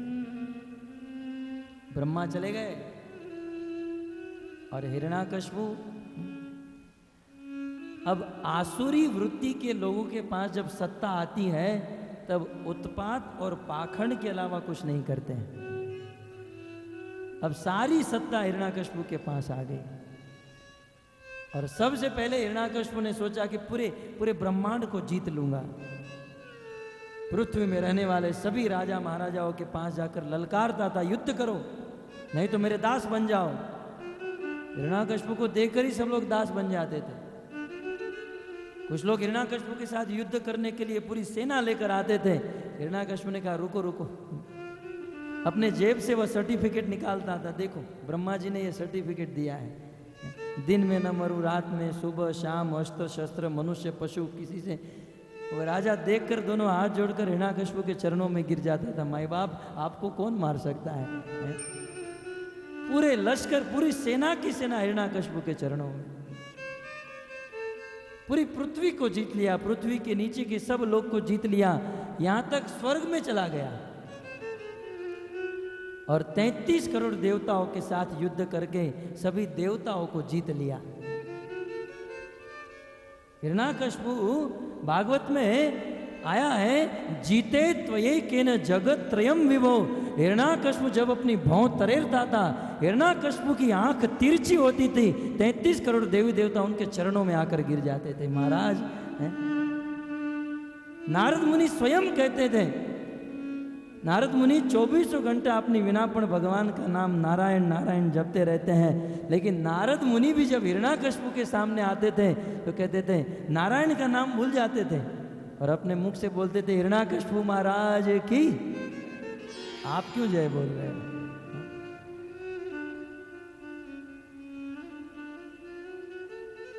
लेकिन ठीक ही है, वैसे तो हिरण्याकश्यप भगवान के पार्षद ही है, जय विजय। इतना आतंक था, पूरे ब्रह्मांड को जीत कर बैठा था और सभी देवी देवताओं को अपने घर पर नौकर बनाकर बैठा था।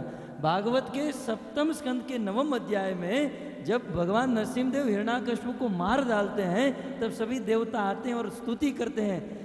इंद्र आते हैं, प्रभु अच्छा हुआ आपने हिरण्याकश्यप को मार डाला। ये हिरण्याकश्यप उनके घर पर हमारे हाथों से झाड़ू मरवाता था। इंद्र ने कभी अपने स्वर्ग में झाड़ू नहीं मारा, लेकिन हिरण्याकश्यप ये काम कराता था। कुबेर, धन के धनाढ्य देवता कुबेर जी भगवान को स्तुति करते, प्रभु अच्छा हुआ मार डाला। ये हिरण्याकश्यप अपने महल में हमसे पोता मरवाता था। इतना आतंक था हिरण्याकश्यप का। और हिरण्याकश्यप के आतंक से कहते हैं हिरण्याकश्यप ने साधु संतों का ध्यान बंद करा दिया, भक्तों का भजन बंद करा दिया, तपस्या होम हवन की अग्नि शांत करा दी, और पशु हिंसा, जीव हिंसा, गौ मांस, गोवध, अनेक प्रकार के पाखंड शुरू हो गए। यहां तक भागवत में गिनाया हिरण्याकश्यप हाथ में तलवार लेकर ये जितने भी वृक्ष हैं, वृक्ष को धमकी देता था कि आपको 12 महीना अपना फल देना है। ये आम जो होती है, आम्रफल, केरी, ये मात्र 1 साल में 2 या 3 महीने ही वृक्ष में आती है।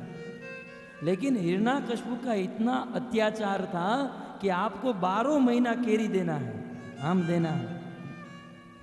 और ये वृक्ष, पेड़ पौधे हिरण्याकश्यप के भय से 12 महीना देते थे। इस प्रकार से। और खुद क्या करता था, मैंने पहले ही कहा, आसुरी वृत्ति के लोगों के पास जब सत्ता आती है तो क्या करते हैं। भागवत में नारद मुनि और सुखदेव गोस्वामी कहते हैं खुद दारू पीता था, शराब पीता था, और 24 घंटा उसकी आंख लाल रहती थी, नशे में चूर रहता था। जिसके पास पाप का धन है, वो पाप का धन कभी अच्छी जगह पर इस्तेमाल नहीं हो सकता है। पाप करके जो धन कमाते हैं, वह धन या तो शराब खाने में, या वेश्या खाने में, या किसी डॉक्टर के पास चला जाता है। जो मेहनत का धन होता है, खून पसीने का धन होता है, वह धन वैष्णव के भोजन में और भागवत के आयोजन में लगता है। हमारे गुरु महाराज इसी हरिद्वार क्षेत्र में, मैं उस कथा में बैठा था, और भागवत के इस पोथी के ऊपर गांवों से लोग आए थे। किसी ने 1 रुपया, किसी ने चवन्नी, किसी ने 5 की नोट, 10 की नोट। गुरु महाराज ने देखा और बहुत सुंदर बात बताई कि वास्तव में इसे शुद्ध धन कहा जाता है। ये लोग गांव में रहने वाले रात दिन खेती करते हैं, मेहनत करते हैं, और मेहनत करके मेहनत का फल इस भागवत के ऊपर रखते हैं। और ऐसा धन यदि आप खाते हो, ऐसे धन का भोजन करते हो, तो शरीर में पवित्रता आती है, भक्ति बढ़ती है। और किसी को ठग कर, पाप करके और ठग करके जो धन कमाते हैं, वे कभी अच्छी जगह पर इस्तेमाल नहीं होता है। हिरण्याकश्यप लोगों को दुखी करके पाप का धन कमाया, शराब इत्यादि में इस धन को इस्तेमाल करता था, और समस्त देवता दुखी। एक दिन की बात, हिरण्याकश्यप के इस आतंक से दुखी होकर समस्त देवता भगवान श्री विष्णु को प्रार्थना करने लगे। वैसे तो इस पृथ्वी पर जब जब असुरों का साम्राज्य बढ़ता है, तब तब समस्त देवता भगवान के धाम में जाते हैं भगवान को बुलाने के लिए। लेकिन अब इस बार ऐसी घटना हो गई, ये लोग भगवान के पास भी नहीं जा सकते थे, क्योंकि हिरण्याकश्यप को यदि पता चल गया कि ये लोग भगवान के पास क्षीर सागर में गए हैं, तो किसी को जीवित छोड़ने वाला नहीं था। तब देवताओं ने सोचा अब क्या करें। बोले भगवान को प्रकट करना है तो भगवान के पास जाने की जरूरत नहीं, ऐसा कार्य करेंगे ताकि भगवान हमारे पास चलकर आ जाए। सभी देवता लोग दोनों हाथ जोड़कर भगवान से प्रार्थना करते हैं, तस्यै नमोस्तु काष्ठाय। काष्ठ का अर्थ होता है दिशा। बोले हम उस दिशा को प्रणाम करते हैं जिस दिशा में भगवान रहते हैं, उस दिशा को प्रणाम करते हैं जिस दिशा में जाने के बाद व्यक्ति वापस इस संसार में कभी नहीं आता है। बहुत सुंदर भगवान को प्रार्थना करते हैं। और भगवान को प्रार्थना करते समय देखिए ये देवता लोग भगवान की भक्ति किए, और भगवान की भक्ति कैसी होनी चाहिए। आज हम लोग भी भगवान की भक्ति करते हैं और फिर हम लोग दोष देते हैं कि भक्ति करते हैं फिर भी भगवान क्यों नहीं मिल रहे हैं। हमारी भक्ति में कमी है। ये देवता लोग भगवान की भक्ति करने लगे, भगवान की स्तुति किए, और स्तुति के साथ विनिद्रा वायु भोजना, देवताओं ने सोना बंद कर दिया, विनिद्रा। और हम लोग तो दिन में 10 घंटा 12 घंटा सोते रहते हैं और फिर कहते हैं हम तो भगत हैं। विनिद्रा, देवताओं ने सोना बंद कर दिया। और वायु भोजना, वायु को अपना भोजन बना लिए। वायु भोजन का अर्थ होता है कि खाना पीना छोड़ दिया, केवल वायु से ही अपना जीवन बिताने लगे। जब भजन करने वाला भक्त अपनी निद्रा को त्याग देता है, भोग ऐश्वर्य को त्याग कर निरंतर भगवान की भक्ति में स्थित रहता है, तो भगवान को प्रकट होने में देर नहीं लगती है। श्लोक में भी क्रम से यदि आप देखा जाए तो विनिद्रा वायु भोजना, जैसे ही निद्रा को त्याग दिया, भोजन को त्याग दिया, उसके बाद वाले श्लोक में तुरंत तेषाम आविर्भूत वाणी, भगवान देवताओं के बीच में प्रकट हो गए। देर नहीं लगी। हमारे बीच में भी भगवान प्रकट हो सकते हैं, लेकिन विनिद्रा, निद्रा को हमारे वश में रखना चाहिए। खैर मुंबई में तो आप सोते रहते हो, कम से कम यहाँ आए हो तो यहाँ तो निद्रा के ऊपर वश होना चाहिए। कुछ लोग यहाँ भी 5-5, 6-6, 7-7 बजे तक सोते रहते हैं। कम से कम जीवन का बहुत बड़ा अवसर मिला है। 1-2 दिन तो निकल गया, अब 5 दिन बाकी है। कम से कम जीवन में 5 दिन विनिद्रा करके, कम सोकर, जल्दी ब्रह्म मुहूर्त में जगकर भगवान की मंगला आरती, भक्तों के बीच में भगवान के नाम का जाप, इसी के द्वारा भगवान की स्फूर्ति होती है, भगवान प्रकट होते हैं। तेषाम आविर्भूत वाणी, भगवान की वाणी प्रकट हुई, भगवान प्रकट नहीं हुए। और भगवान ने कहा कि हे मेरे प्रिय भक्तों, आप चिंता मत करो, मैं आपका दुख समझ रहा हूं, मैं बहुत जल्द इस पृथ्वी में अवतार लेने वाला हूं। देवताओं ने कहा प्रभु आप क्लियर कट बताइए, हम लोग बहुत परेशान हैं, आप कब अवतार लोगे। तो भगवान ने कहा यदा देवेषु वेदेषु गोषु विप्रेषु साधुषु, जब इस पृथ्वी पर लोग गायों की हत्या करते हैं, साधुओं की हत्या करते हैं, तब मैं इस पृथ्वी पर अवतरित होता हूं। जब आतंक बढ़ेगा तब आऊंगा, आप चिंता मत करो। देवताओं ने कहा नहीं, क्लियर बताइए कौन सी तारीख को आएंगे, क्योंकि हम लोग बहुत दुखी हैं।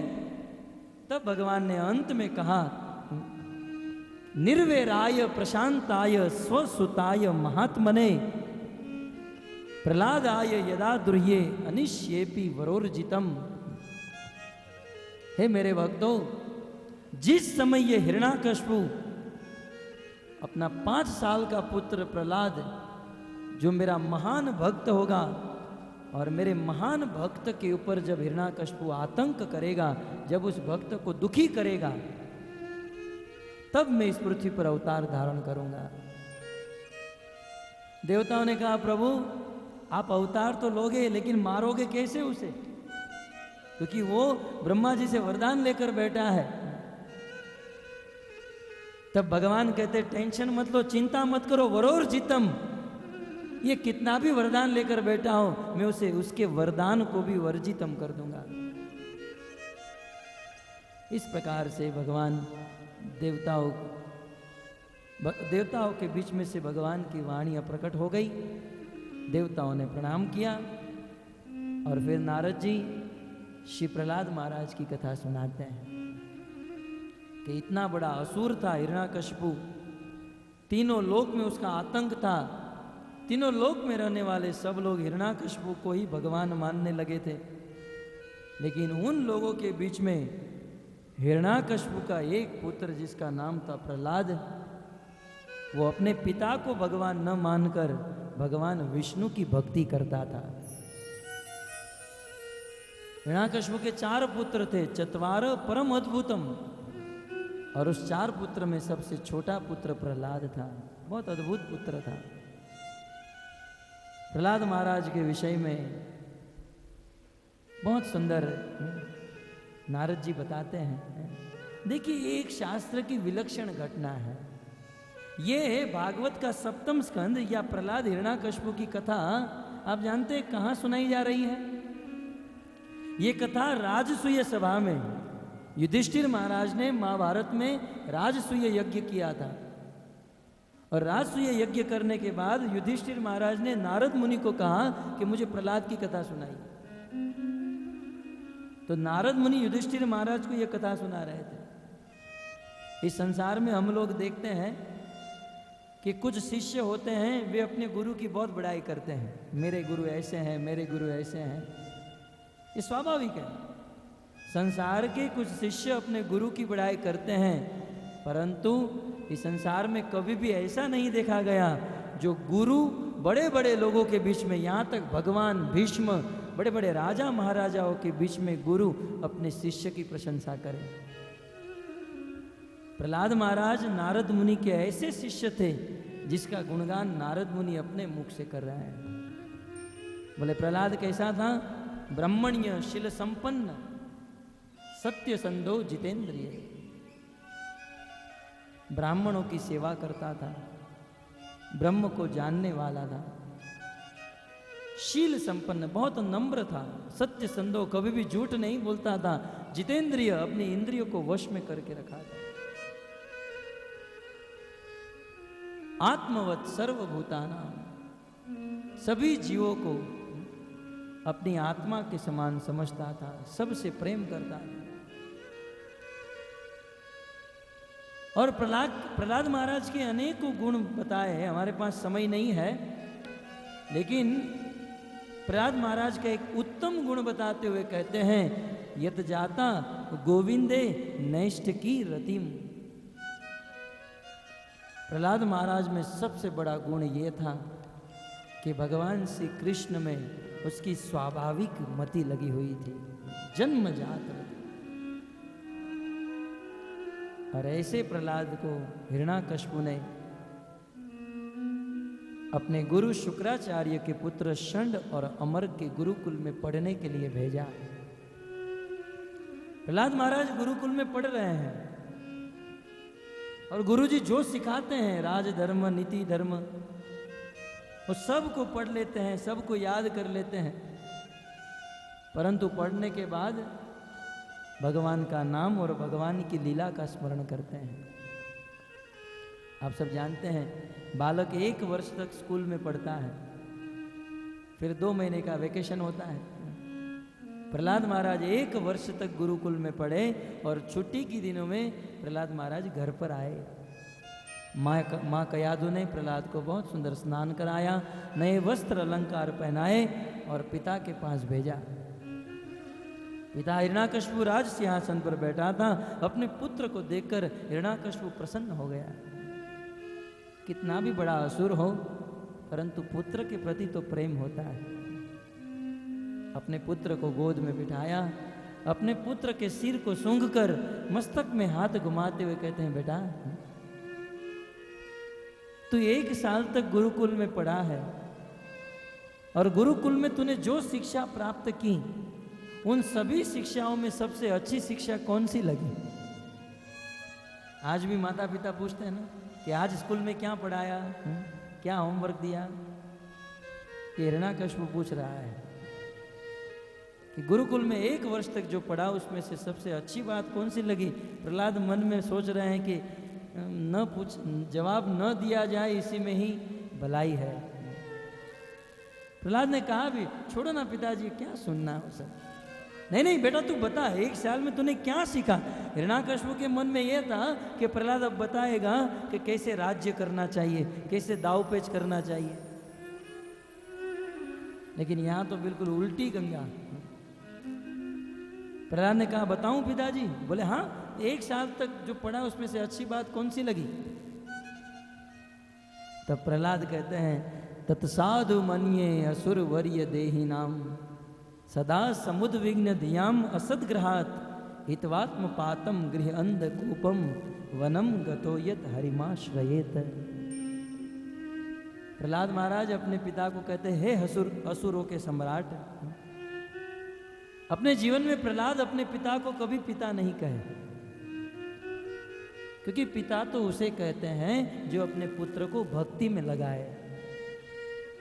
अपने पुत्र को भक्त बनाने वाला पिता ही पिता, अन्यथा वो पिता नहीं है। भागवत में भगवान ऋषभदेव कहते हैं जननी न सस्यात पिता न सस्यात। वह माँ नहीं है और वह पिता नहीं है जो अपने संतान को भक्त न बना पाए। इसलिए प्रहलाद ने अपने पिता को पिता नहीं कहा हे असुरों के सम्राट। और हिरण्याकश्यप को भी बुरा नहीं लगा, मन में सोचा कि चलो मेरे प्रभाव को जानता है। हे असुरों के राजा। सबसे अच्छी बात कौन सी लगी बताऊं? कहा पिताजी ये गृहस्थ जीवन में सब लोग फंसे हुए हैं, गृह अंधकूपम। हम जिस गृहस्थी में है, इस गृहस्थी को प्रहलाद महाराज अंधकूप कह रहे हैं। ये गृहस्थी कैसी है? अंधेरे कुएं के समान। आप लोगों ने अंधा कुआं देखा है? गांव में रहने वालों ने देखा होगा। अंधा कुएं का अर्थ होता है जो कुआं कुछ काम का न हो। प्रत्येक गांव में 1, 2 या 3 कुएं होते हैं और गांव वाले लोग कुएं से पानी निकालकर भरते हैं।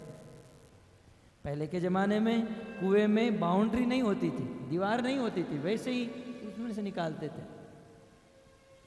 और उस कुएं में जब पानी खाली हो जाता था और लोगों का आना जाना वहां पर बंद हो जाता है, इसलिए कुएं के आजू बाजू में घास उग जाता है।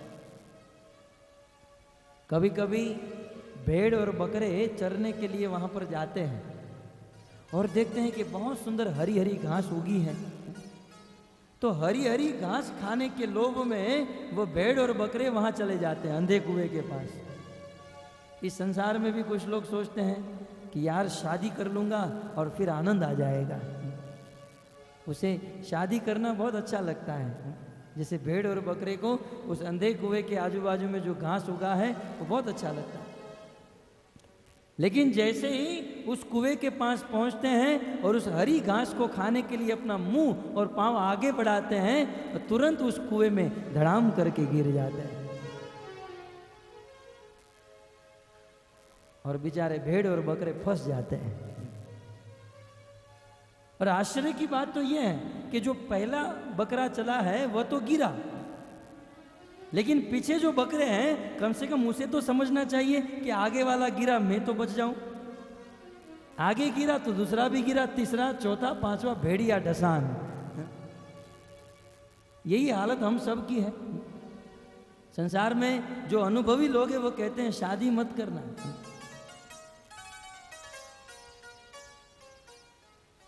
लोग कहते हैं शादी मत करना, खुद शादी करके बैठा है। पूछा जाए तुमने क्यों शादी कर ली? बोले मुझे अनुभव नहीं था इसलिए। संसार में लोग शादी करते हैं और अनुभव भी होता है, विवाह करने के बाद दुख मिलता है। कुटुंब पोषाय वियन निजायु, सारा जीवन गधे और बैल की तरह उस कुटुंब का भरण पोषण करने में, भजन करने का कोई अवकाश नहीं रहता है। लेकिन फिर भी यहां तक एक पिता अपने पुत्र को कहता है बेटा अब शादी कर लो। बुद्धिमान पुत्र कहते हैं पिताजी आपने शादी की कितना साल हुआ? बोले 50 साल। पिताजी आपने शादी किया 50 साल हुआ, 50 साल में आप सुखी हो गए? बोले नहीं। पिताजी 50 साल तक शादी करने के बाद भी आप सुखी नहीं हुए तो मैं कैसे सुखी हो सकता हूं और आप मुझे क्यों दुर्गति में डाल रहे हो? बुद्धिमान बच्चे कहते हैं। लेकिन जो भेड़ और बकरे जैसे हैं वो पिता भी गए, पुत्र भी गए, उसके पुत्र, पूरा समाज। बुद्धिमान व्यक्ति विचार करता है। बोले गृह अंधकूपम, ये गृह जो है, ये घर जो है अंधे कुएं के समान। प्रहलाद महाराज ने हिरण्याकश्यप को कहा, पिताजी ये गृहस्थी में रहने वाले लोग 24 घंटा चिंता में रहते हैं, हमारा क्या होगा, कैसे होगा। उससे तो अच्छा है पिताजी आप एक काम करो, हाथ में माला झोली लेकर हरे कृष्ण महामंत्र जपते हुए आप वृंदावन में जाकर भगवान श्री विष्णु की भक्ति करो। अब ये हिरण्याकश्यप पूरी दुनिया को पाखंड करने वाला और 5 साल का बालक हिरण्याकश्यप को कहता है कि विष्णु की भक्ति करो। हिरण्याकश्यप खड़ा हो गया। बोले बालक का कोई दोष नहीं है, षंड अमर्क दोनों गुरु को बुलाया, ये तेरा बाप क्या बोल रहा है? बोले कहता है कि विष्णु की भक्ति करो। क्या तुम यही सिखा रहे हो? क्या गुरुकुल में विष्णु की भक्ति ही सिखा रहे हो? बोले महाराज हमने इसको भक्ति करना नहीं सिखाया। तो बोले कोई इस्कॉन में से कोई भक्त आया होगा, ध्यान रखो कि कोई साधु संत आपके गुरुकुल में न आए और बच्चों का दिमाग खराब न करे। कहा ठीक है सरकार, अब हम ध्यान रखेंगे। दूसरी बार प्रहलाद को गुरुकुल में लेकर गए, 1 वर्ष तक शिक्षा प्रदान की और दूसरे वर्ष प्रहलाद महाराज 5 साल के थे, आए। फिर से हिरण्याकश्यप ने दूसरी बार पूछा, बेटा अब इस साल तुम्हें अच्छी बात कौन सी लगी? प्रहलाद ने सोचा कि पिताजी न पूछो तो अच्छा है। बोले नहीं बताओ सबसे अच्छी बात कौन सी लगी? उस बार कहा था कि वन में चले जाओ, ये अच्छी बात है, और इस बार कह रहे हैं पिताजी श्रवणम कीर्तनम विष्णु स्मरणम पाद सेवनम अर्चनम वंदनम दास्यम साख्यम आत्मनिवेदनम इति पुंसार्पिता विष्णु भक्ति चेतनव लक्षणा क्रियेत भगवत यद्दा तत्मन्ये अदित उत्तमम। ये नवदा भक्ति के द्वारा भगवान विष्णु को प्रसन्न करके भगवान विष्णु के धाम को प्राप्त करना, ये सबसे अच्छी बात लगी। अब तो हिरण्याकश्यप की आंखें लाल हो गई, कांपने लगा, षंड और अमर को बुलाया, ये क्या बोल रहा है? बोले विष्णु की भक्ति करना श्रेष्ठ है। षंड और अमर कांपते हुए कहते हैं, न मत प्रणीतम न पर प्रणीतम, महाराज हमने इसको नहीं सिखाया। बोले बाहर से कोई आया होगा? बोले बहुत ध्यान रखा, बाहर से भी कोई नहीं आया। न मत प्रणीतम न पर प्रणीतम, ये आपका पुत्र जो है जन्म से ही भगवान विष्णु की भक्ति को सीख कर आया है, बाहर से कोई नहीं सिखा रहा है। तब हिरण्याकश्यप कहता है कि ये दैत्य रूपी चंदन के वन में बबूल का वृक्ष प्रकट हो गया, ये हमारे समाज में एक कांटा उत्पन्न हो गया, इस प्रहलाद को मार डालो। हिरण्याकश्यप ने प्रहलाद को मारने का आदेश दिया। नारद जी कहते हैं, दिग्गजे दंड सुकेश अभिचारा वपातने, प्रहलाद को मारने का अनेक प्रयास विष्णु पुराण में विस्तार से वर्णन है। सर्वप्रथम दिग्गजे हाथियों के नीचे कुचलने का प्रयास, लेकिन जिस भक्त के ऊपर भगवान की कृपा होती है, इसे एक नहीं सैकड़ों प्रयास करने के बाद भी उस भक्त को कोई मार नहीं सकता है। बड़े बड़े दिग्गज जैसे हाथी प्रहलाद को छोड़ दिया और हाथी दौड़ कर आते थे प्रहलाद को मारने के लिए, लेकिन प्रहलाद का शरीर वज्र से भी कठोर हो जाता था, कोई मार नहीं सकता था। तब हिरण्याकश्यप ने प्रहलाद को हजारों सर्प से भरे हुए कमरे में बंद कर दिया। ये सभी सर्प जहरीले सर्प थे। प्रहलाद महाराज को डंक मारने लगे। डंक मार मार के ये सभी सर्प थक गए, हिरण्याकश्यप के पास आए, महाराज आपके पुत्र को डंक मार मार के हमारे दांत हिल गए, हमारी मणि तो निकल गई, हमारा सारा जहर खाली हो गया, लेकिन आपके पुत्र को कुछ नहीं हो रहा है। यह आपका पुत्र कोई साधारण पुत्र नहीं है। हिरण्याकश्यप और चिंतित। षंड और अमर्क ने अपनी जटा को खाड़ कर पृथ्वी पर पटका और एक कृत्या को उत्पन्न किया, आदेश दे दिया इस प्रहलाद को मार दो। कृत्या अपने हाथ में त्रिशूल लेकर प्रहलाद को मारने के लिए दौड़ी, लेकिन जैसे ही वह त्रिशूल प्रहलाद के शरीर से स्पर्श हुआ, विष्णु पुराण में वर्णन है, उस त्रिशूल के 1000 टुकड़े हो गए। 1000 टुकड़े। और उस कृत्या ने षंड और अमर को ही मार डाला। लेकिन फिर से प्रहलाद ने अपने गुरुओं को जीवित कर दिया, क्योंकि प्रहलाद भगवान के महान भक्त थे। कृत्या से नहीं मरा। तब हिरण्याकश्यप ने कहा, एक काम करो, इसे बहुत बड़े पर्वत के ऊपर लेकर जाओ और वहां से फेंक दो। हिरण्याकश्यप के सैनिक अनुचर विशाल पर्वत के ऊपर लेकर गए और प्रहलाद को पर्वत से फेंक दिए। और हिरण्याकश्यप को आकर कह दिया, महाराज अब आप चिंता छोड़ दो, अब ये प्रहलाद नहीं आएगा, अब तो उसकी हड्डी भी नहीं मिलेगी।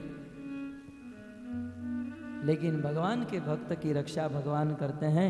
प्रहलाद को जब पर्वत से फेंका गया, भगवान ने प्रहलाद की रक्षा कर ली। और 3 दिन के बाद प्रहलाद घर पर आए और बेल दबाया। हिरण्याकश्यप ने खोला तो ये प्रहलाद।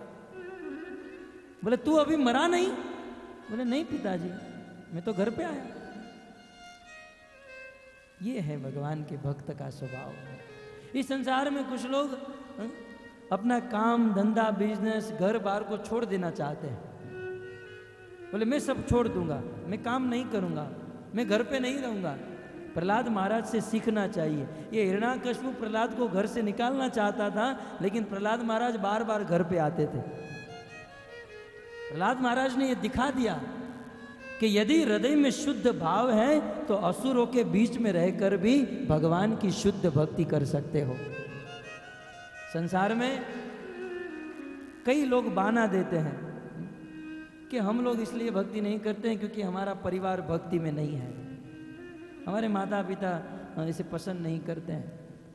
अरे तुम्हारा परिवार और तुम्हारा माता पिता भले भक्ति नहीं करते, हिरण्याकश्यप जितने तो क्रूर नहीं है, हिरण्याकश्यप जैसे तो पाखंडी नहीं है। प्रहलाद महाराज तो असुरों के बीच में भी भजन किया करते थे। भक्ति स्वतंत्र है, कोई भी व्यक्ति भगवान की भक्ति कर सकता है। जब पर्वत से फेंकने पर भी प्रहलाद नहीं मरे, तब हिरण्याकश्यप ने भोजन गोपाल गाने लगे। मीरा गोविंद गोपाल गाने लगी। बैठी संतों के संग रंगी मोहन के रंग। बैठी संतों के संग रंगी मोहन के रंग। बैठी संतों के संग रंगी मोहन के रंग। बैठी संतों के संग रंगी मोहन के रंग। मेरा प्रेमी प्रीतम को मनाने लगी।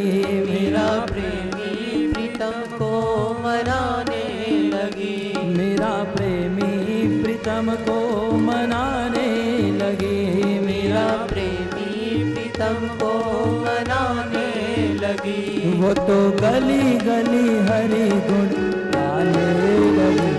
ऐसी आगे लगन मीरा हो गई मगन। वो तो गली गली हरि गुण गाने लगी। ऐसी आगे लगन गई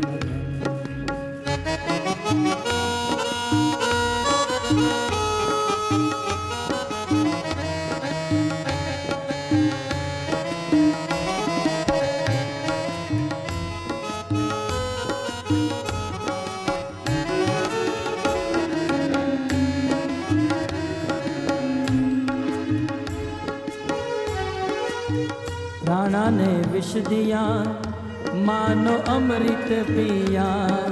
विष दिया मानो अमृत पिया। मेरा सागर में सरिता समाने लगी। मेरा सागर में सरिता समाने लगी। मेरा सागर में सरिता समाने लगे। मेरा सागर में सरिता समाने लगी। दुख लाखों सहे मुख से मोहन कहे।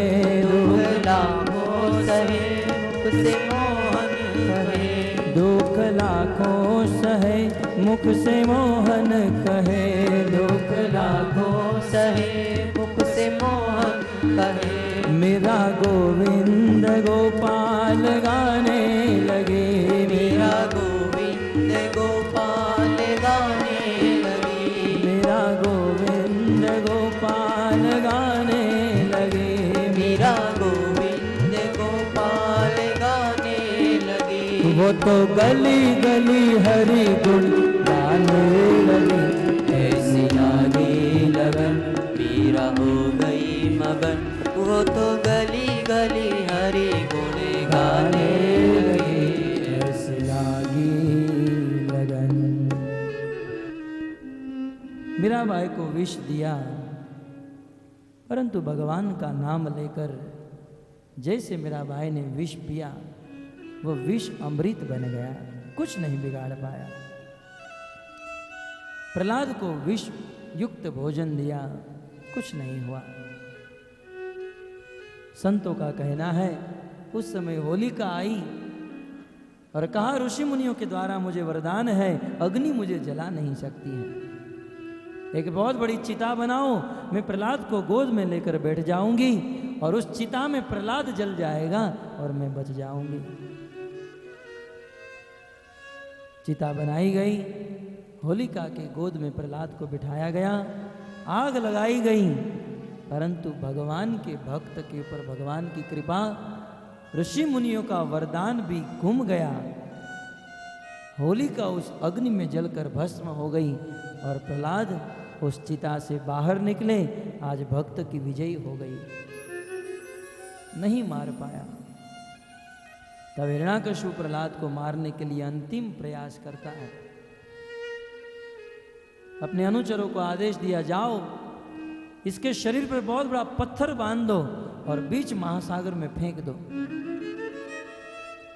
प्रहलाद के शरीर के साथ बहुत बड़ा पत्थर बांधा, बीच महासागर में जाकर फेंक दिया, उस समुद्र की गहराई में चले गए।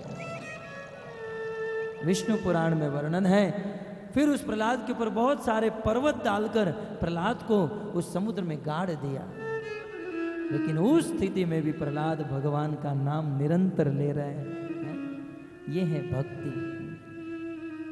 ऐसी विषम स्थिति में प्रहलाद फंसा हुआ है, लेकिन भगवान के नाम का तांता टूट नहीं रहा है। और आज तो थोड़ी सी सर्दी हो जाती है, 16 माला नहीं होगी, आज माला पूरी नहीं कर पाएंगे। भक्ति उसे कहते हैं, कुछ भी हो जाए लेकिन भक्ति कम नहीं करेंगे।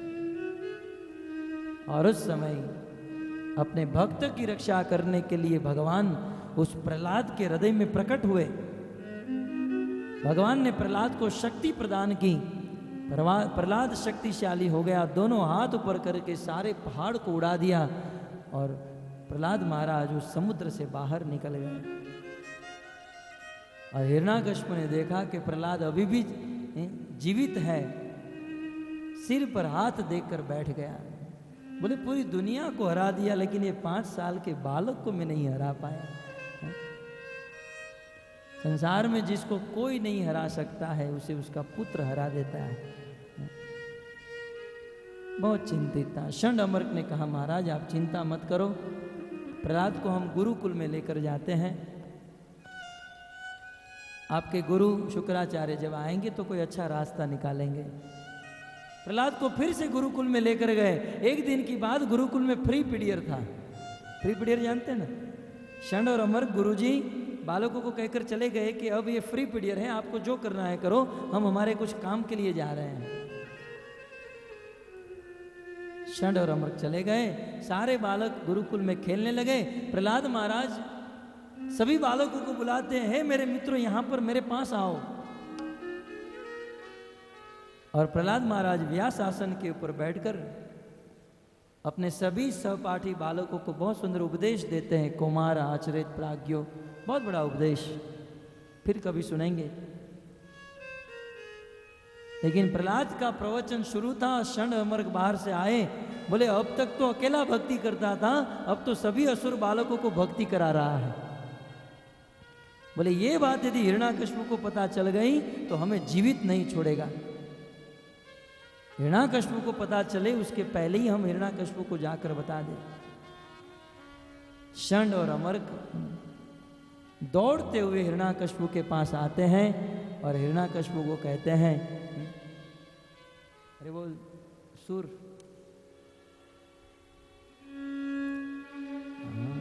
हम तो बहुत बाती पछिहारे, हम तो बहुत भाती पछिहारे, हम तो बहुत बाती पछिहारे, हम तो बहुत भाती पछिहारे। षंड और अमरक दोनों हिरण्याकश्यप के पास प्रहलाद को लेकर आते हैं।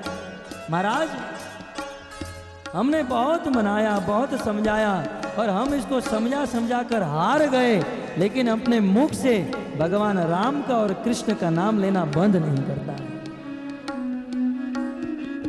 हम तो बहुत बाती पछिहारे, हम तो गाइए सब बहुत लोग। भाती पछिहारे, इन तो राम ही नाम उचारे, इन तो राम ही नाम उचारे, इन तो राम ही नाम उचारे, इन तो राम ही नाम उचारे। नृप कयो मंत्र जंत्र कछुआही, नृप कहियो मंत्र जंत्र कछुआई, नृप कयो मंत्र जंत्र कछुआही, नृप कहियो मंत्र जंत्र कछुआई, के छल करत कछु तू आही, ये छल करत कछु तू आही, के छल करत कछु तू आई, ये छल करत कछु तू आही, ताको कोन बचावत आई, ताको कोन बचावत आई, सो तू मोको देहि बताई, सो तू मोको देहि बताए। हिरण्याकश्यप प्रहलाद को पूछ रहा है, प्रहलाद तुझे मैंने बार बार मारने का प्रयास किया, बार बार मैं तुझे मारता गया, लेकिन तू मर क्यों नहीं रहा? तेरे बचने का कारण क्या है? तब प्रहलाद महाराज उत्तर देते हैं, मंत्र जंत्र में रे हरि नाम, मंत्र जंत्र मेरे पिताजी, नाम, मुझे बचाने वाला मेरा ईश्वर है, मुझे बचाने वाला भगवान का नाम है, राम नाम हरि नाम ही मेरी रक्षा कर रहा है। तब हिरण्याकश्यप ने कहा, अच्छा तेरा भगवान तुझे बचा रहा है, कहाँ है तेरा भगवान? प्रहलाद महाराज कहते हैं, घट घट में जा को विश्राम, घट घट में जाको विश्राम, घट घट में जा को विश्राम, घट घट में जाको विश्राम, जहाँ तहाँ सोई करत सहाई, जहाँ तहाँ सोई करत सहाई, पिताजी मेरा हरिनाम और भगवान विष्णु ही मेरी रक्षा करते हैं, सब जगह पर मेरी रक्षा करते हैं। जहाँ तहाँ सोई करत सहाई, जहाँ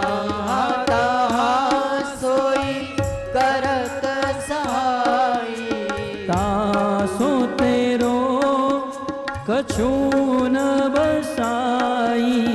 दासो तेरो कछु न बसाई। हिरण्याकश्यप ने कहा अच्छा ये विष्णु तेरी रक्षा करता है, आज मैं तेरे विष्णु को देखना चाहता हूं, कहां है तेरा भगवान, कहां है तेरा विष्णु, और यदि तूने विष्णु को नहीं दिखाया तुझे जान से मार डालूंगा। हिरण्याकश्यप कहता है कहियो कहा सो मोहि बताई। कहियो कहा सो बता तेरा भगवान कहाँ है, बताई। ना करो तेरो जिया अब जाई। ना करो तेरो जिया सब जाए। सो सब ठोर हम बहु होई। सो सब ठोर हम होई। कहियो प्रहलाद आही तू जोई। कहियो प्रहलाद आही तू जोई। हिरण्याकश्यप क्रोधित होकर कहता है बता तेरा भगवान कहाँ है। प्रहलाद कहते हैं पिताजी अत्र तत्र सर्वत्र मेरे भगवान सब जगह पर है, यहाँ है वहाँ है, इतो नरसिंह परतो नरसिंह यतो यतो यामित, तो जहाँ जहाँ मैं देखता हूँ वहाँ मेरे भगवान है।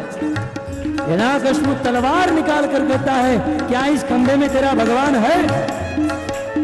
प्रहलाद महाराज ने कहा पिताजी मेरे भगवान सब जगह पर है, इस खंबे में भी मेरे भगवान है। प्रहलाद के मुख से निकल गया पिताजी इस खंबे में मेरे भगवान है। अपने भक्त प्रहलाद के वचन को सत्य करने के लिए वह दिन करीब आया। वैशाख शुद्ध 14 दिशा कभी होत अस्त अंध्या काल। वैशाख शुद्ध 14 चतुर्दशी तिथि लग गई। वैशाख महीना वैशाख शुद्ध 14 दिशा कवि होत अस्त संध्या काल। अवतार चरित्र के कवि लिखते हैं संध्या का समय हो गया। वैशाख महीना चतुर्दशी तिथि वैशाख शुद्ध 14 दिशा कवि होत अस्त संध्या काल। भग भग गति दहन भव अन बन शमन शमन गए पाए रतन मन हरले हरनी कड़न कड़न। देखिए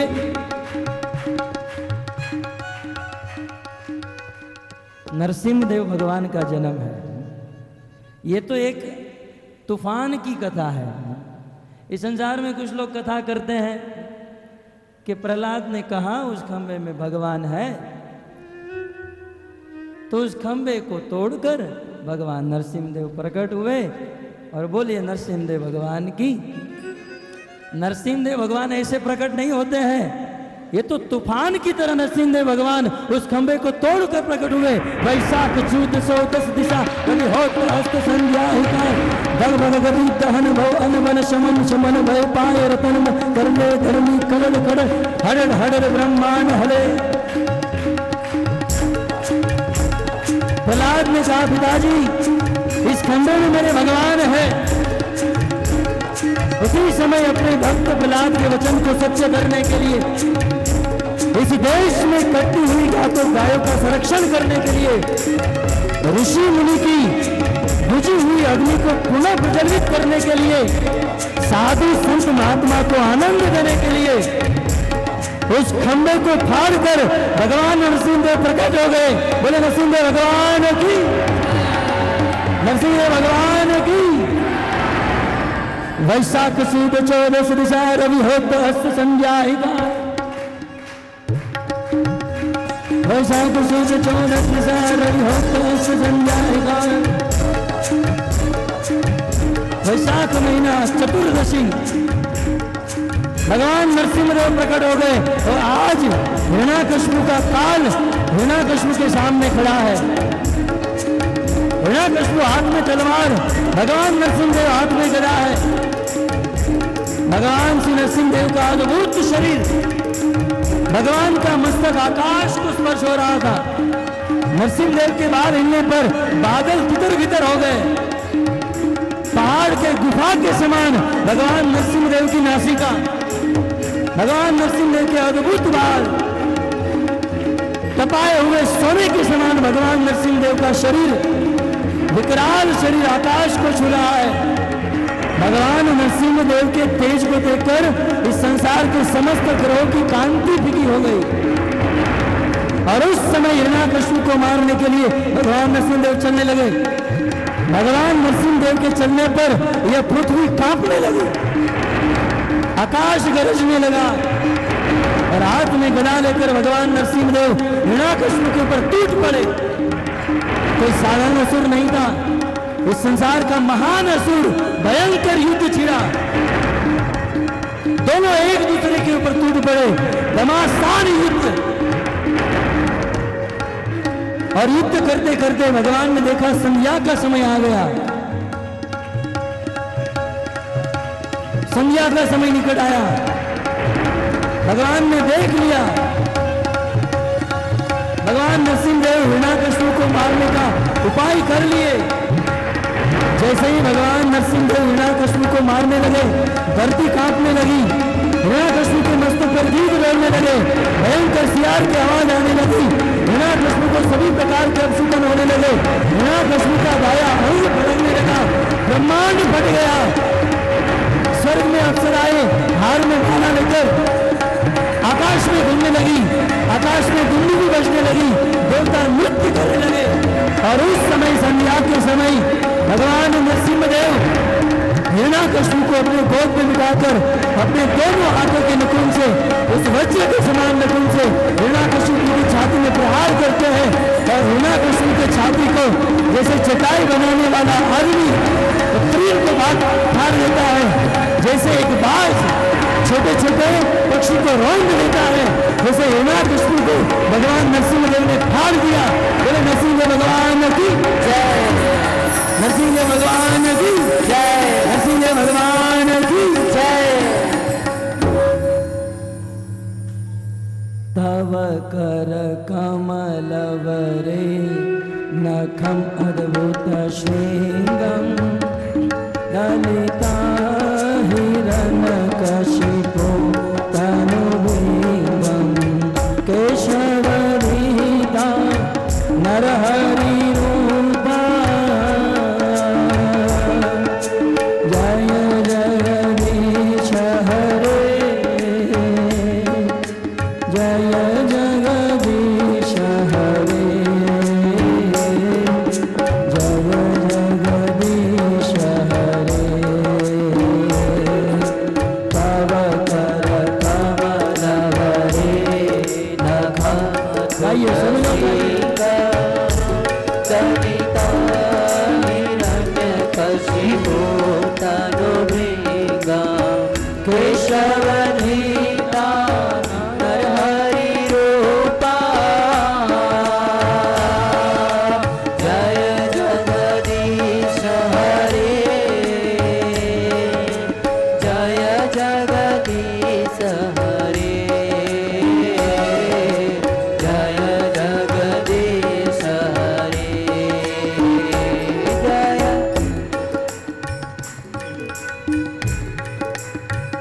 भगवान नरसिंहदेव प्रकट हुए, हिरण्याकश्यप को मार डाला, जय जयकार हुई। आकाश में समस्त देवता जय जयकार करने लगे।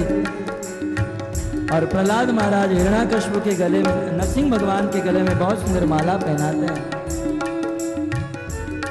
भगवान भक्त की रक्षा करने के लिए प्रकट हुए हैं, भक्त से प्रेम कर रहे हैं।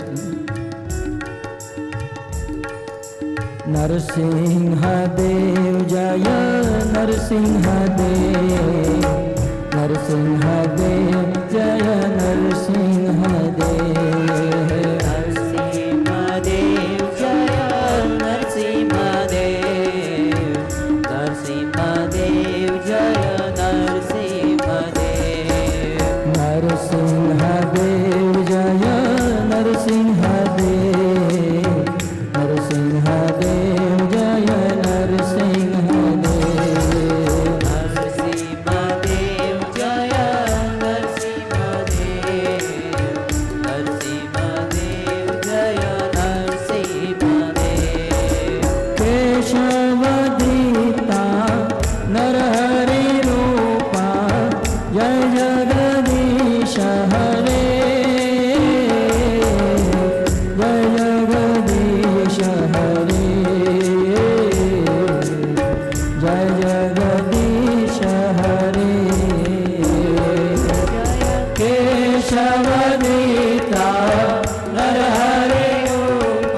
सभी लोग भगवान को स्तुति कीजिए। भगवान नरसिंहदेव प्रकट हुए हैं। जय जगदीश हरे, जय जगदीश हरे। नरसिंहदेव जय नरसिंहदेव, नरसिंहदेव जय नरसिंहदेव। नरसिंहदेव जय नरसिंहदेव, नरसिंहदेव जय नरसिंहदेव। प्रहलाद महाराज जय प्रहलाद महाराज, प्रहलाद महाराज जय प्रहलाद महाराज। प्रहलाद महाराज जय प्रहलाद महाराज, प्रहलाद महाराज जय प्रहलाद महाराज। प्रहलाद महाराज जय प्रहलाद महाराज, प्रहलाद महाराज जय प्रहलाद महाराज। प्रहलाद महाराज जय प्रहलाद महाराज, प्रहलाद महाराज जय प्रहलाद महाराज। सर्व विघ्नहर्ता विघ्न विनाशक नरसिंहदेव भगवान की श्री नरसिंह जय नरसिंह, जय जय श्री नरसिंह।